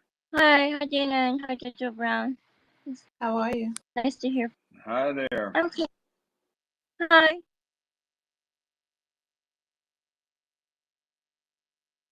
Oh, I'm sorry. Something happened with my. You have the I don't know floor. what. It sounded like you were going in and out. You have the floor. Yeah. Yeah. I'm sorry about that. Something happened with my phone right now. But I was just thinking about because everyone's talking about it. I mean, because I go into these spaces a lot. It's all I talk about is what's happening, with illegal immigration and everything stuff. The first one is illegal immigration. I think Trump's done more in, combating that, going after people that have trafficked people. And I know people that disagree with that, but he has. I see the thumbs down. So, anyway, he's done a lot and he's rescued a lot of kids that have been trafficked and have been abused by the ones that trafficked them. Especially they found 10 kids not too far from me. It's here. I think you guys all saw it. But it was at a weed farm. in Ventura County, and they found 10 kids, and they also found predators on that farm. So yeah, he has done a lot about that. As far as this Epstein thing, you know, there is a very reason. You know, I think he's not releasing it just yet. Look, I get it. I'm hearing it. People are getting loud. My friends that I know, they want justice. I get it. But for me, I'm kind of split apart about it. And I'm gonna say this, and you know, this is a very hard subject to talk about because I don't like talking about it at all. I'm a survivor of sexual abuse, and that I've never talked about it, you know, so openly like this. And you know, Just don't go into any details with that. no, nothing like that. No, nothing like that. I just want to let you know that. And I understand that this thing, you know, they want this list released, but I'm thinking about the other people that are the victims of, you know, what happened to Epstein. You know, it's like I don't want to see them go through that. You know, having to come to court, having to there. This is really hard to talk about, but they have to survive what happened there. I don't think, you know, I don't think they don't want to go through that because that's like reliving hell that they went through. You know, the abuse. That's just my take on it. You know, like I want to see justice, but then part of me feels, you know, I'm split apart about this because of what happened with me. And look, all I want to is transparency and accountability for what happened to those kids and for those people to be held accountable for what they did to them. That's all. I wasn't trying to get into details, but I just want you to know where I'm coming from in all this. Because I know it's like, and it's very hard to talk about this. I have not been open to a lot of people about it, but that's just how I feel. That's all. No, I appreciate that, Jess. And I agree with you. Your revelation is admirable, ma'am. And basically, what you're saying is righteous indignation is what it is, but there are collateral consequences that follow. And we have to be cognizant of those consequences and perhaps give them Exactly. more consideration than our curiosity getting satisfied. All right. Joe, how are you? Hey, Dana. Great space as always. Your spaces are always super interesting and great things going on. Um, I want to change. I don't mean to derail it, but I want to bring up, honestly, a selfless plug. My grand jury live stream that I do on Fridays. Very modest show. But Judge Brown, I do a show which is grand jury game show style. I take 5 volunteers from X each week, seat them as a grand jury, explain the reasonable person standard and the things that a grand jury would Ah, use. oh, I uh, cool. I show Cool. them police use of force videos. Let's We do about see. 5 cases a Come here. week, Let's see. Let's see. Carrie, you need to mute and up. and and quite frankly, I pulled a compromising operation on Peter. It involved goats to try to get close to you to see if you would come onto my show and be a guest host. For I wouldn't put you on the grand jury because I don't think that would be any sport for you. But I think that you would be awesome on the show to explain the aspects of the way we look at criminal offenses, in particular, police use of force videos. But that's what I wanted to talk about. I didn't mean to derail the conversation. sideways, but I've been watching you, Judge Joe Brown, since you first were on daytime TV, and I was working 12-hour shifts as a cop. I'm off a lot of days, and I have a lot of admiration with your point of view on the law. Okay, if you send me a direct mail, I might be able to answer it. Just make sure you indicate that you are coming through this, or you can, if you can get with Dana, or maybe we can do a hookup. I don't mind on something like that. Grand juries are a That fascinating thing. You know what? They are, and they're in secret unless you've been indicted or you're an attorney. A lot of people don't understand what they are. Under the Trump debacle they were going through, if you were indicted by a grand jury, that was good as guilty. It just goes to show most people don't understand what a grand jury is. And Dana, don't sit over there, don't thinking you're not noticing. You never lie. You could be the next to ride because I'm pushing on you to be in the grand jury as a grand juror. So just know that DM's coming as well. Yeah, you know what? That's a fun concept that you have going on. So I'd love to be a part of it. Yeah, so just hit me up. I will do. I'll get some DMs out, and thank you for your time, and I appreciate it. Thanks, guys. All All right, right. you're welcome. Patrick. Yeah, I mean, I've chopped it up with Judge Joe probably like 8 months ago. We had a great conversation, but I want to get to the point. We heard this Leela girl talk about America and immigrants, but let's get to the bottom of it. We have a jurisdiction. She's a Jew.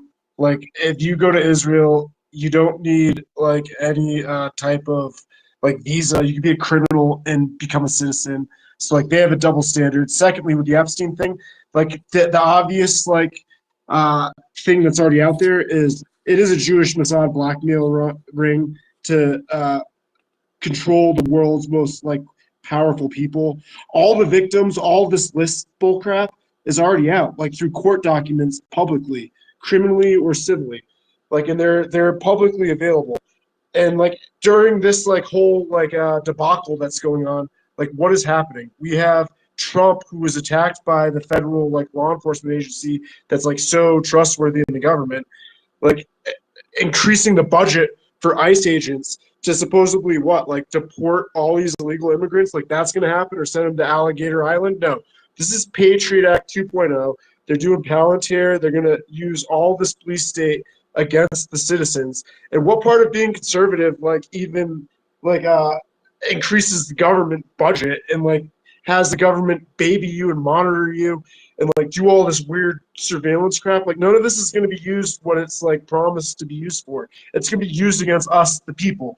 When did our founding fathers say give me common sense gun control, or give me death, or give me women's rights, or give me death, or any of this other bull crap? Give me government surveillance, or give me death. Tell me how you could shrink a federal agency. Tell me about how what federal agency or what federal law enforcement agency ever benefited the United States people. They told us about terrorism's a threat. Now they're trying to tell us China and these brown Mexican invaders are a threat. Let's get real here. What's really going on? Because it's all off, and if you can't see it, everyone's missing the mark. And the same with the Epstein stuff. Everyone knows all the information is out. It's not about how he died, who the victims are. Yeah, that's sad. Yeah, I don't agree with doing pedophilia and raping women or little boys. That's disgusting and degenerate. I also don't think the list of the people who were entrapped and videotaped is the real end all. Let's think about it from a logical perspective from above. Who benefited from it? Who orchestrated it? And that's the mark that's being missed.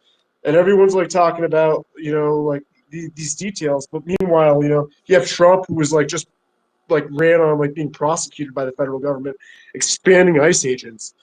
Tell me how invading kids' soccer games and attacking Mexicans and sending them to Alligator Alcatraz is any different than Judge Abbott sticking it to the Dems, by sending them to Cape Cod. You can't this. You can't stop this. It's nonsensical. There's no way to deport all these people, but there is a way to use it as a lie to police state us. And I think that's what's happening. I think what being American about is about freedom. It's not about like government oversight. It's not about being protected by Big Daddy. Like it's about like handling yourself. So I don't know. Like, I was wondering your thoughts on it on all that. That's a lot of territory to cover, but let's just say this. Anytime you have a system like ours, there's also a downside. It's called collateral consequences to having a system like we have. And there is a presumption that is inherent in our system that the people will seek to better themselves and enhance their state of knowledge. That's not always the case. And as you point out, when you are trying to deal with law and order, you also run the risk of transgressing into totalitarianism. This is a danger. But it's like having a freeway with a speed limit 55, 65, 75 miles an hour. That's very convenient, but there are collateral consequences where fractions of a second of inattention can result in mutilation and death for one or many. So it's a thing that we say we can endure because of the benefits. And that's what it is with our system. It's the people, and the people have responsibilities that they cannot abdicate to those that they have selected to run the business of the government while they tend to earning a living or doing other things. So we need to do better. Thank you. Yeah, like there's a trade-off, right? Like between government oversight and like actual benefit from that. And I think we're Yes, indeed. Absolutely correct. Okay. Who is Jason? Real quick. Jason, you are absolutely the last. Why don't people come up? Like we're about to close out. Jason, who are you? Yes. Introduce. I'm following you. Who is that guy? Yeah. No, I'm gonna piggyback on Judge Dana. It's a fun show on Friday nights. I've been doing it for a year. You guys absolutely love it. I do want to ask Judge one question, and more of a conspiracy question thing. Do you think that number one, was the Epstein case under the Biden administration altered to implicate others? That's why it's not being released. And number two, do you think the ace in the sleeve is Epstein's in witness protection and wasn't killed? And that's the whole card that they're not, you can have documents. I mean, again, it's a big what if. I'm just asking your thoughts on that.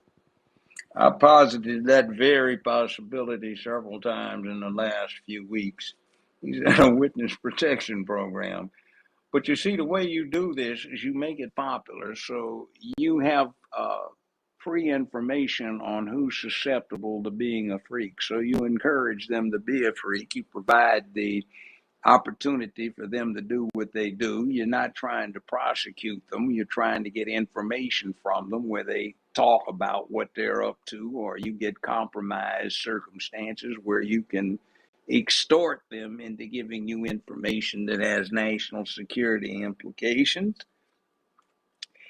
And there are a lot of innocent people caught up in this, and they just came because they came. So we have Hollywood celebrities, we have political people, we have businessmen, we have foreign interest, foreign personnel who are caught up in here. But the primary danger is if they get motivated to protect themselves, there are likely to be a lot of our agents or people who are in our intelligence community that will be very vulnerable to retaliation or elimination because smart people can listen to who's saying what and what's going on when you put two and two together and say, oh, this explains a lot. So I imagine that there will be time taken to see what is there so that you can go after people whose pursuit will not endanger our intelligence community.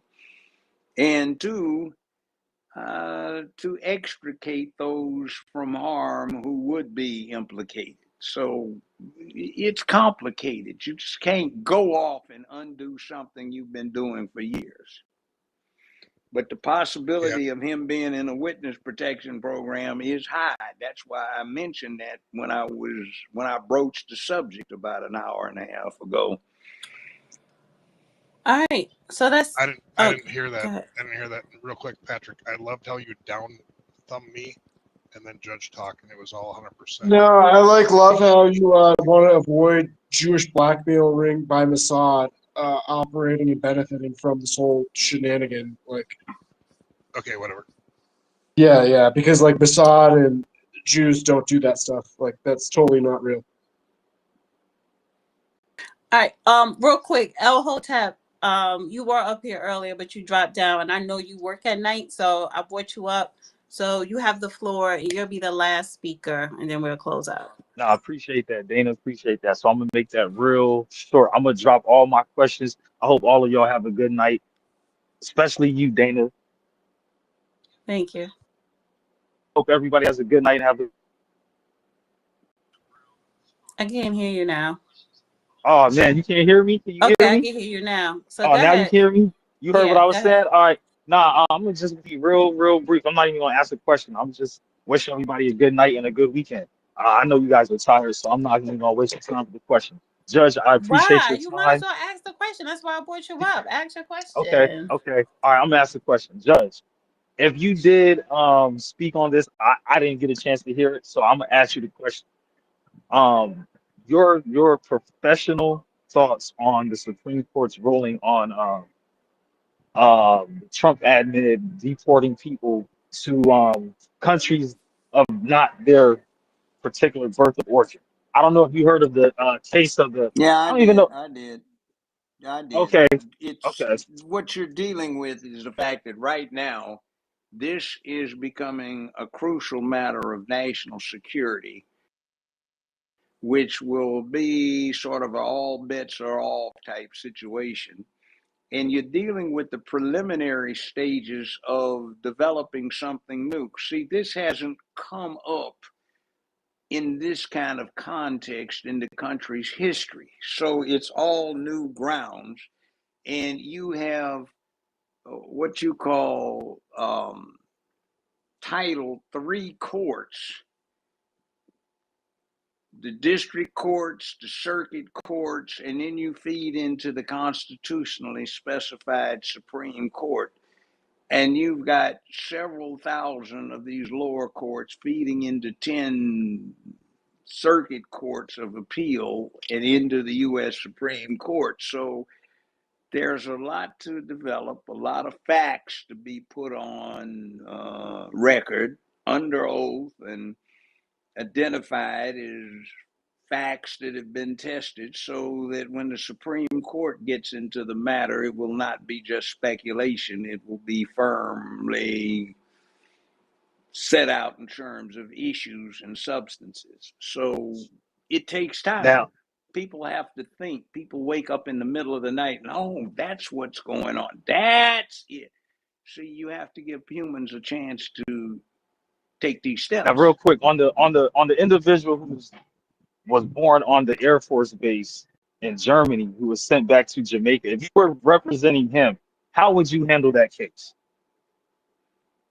Well, it depends on what the circumstances are. What was his parents doing on the military base? Well, I guess his See, apparently his father was in see, the. No, go ahead, go ahead. well, see, if his father's in the military, mother, what's the relationship of the mother to the father? See, there are these things here like American soil. American soil has been designated as a state, territory, protectorate, zone, military or naval base, consulate, or embassy. See, if you're born in Puerto Rico, you're a full-fledged American citizen. You're born in the Canal Zone when it's operated by the U.S. government, you're an American citizen.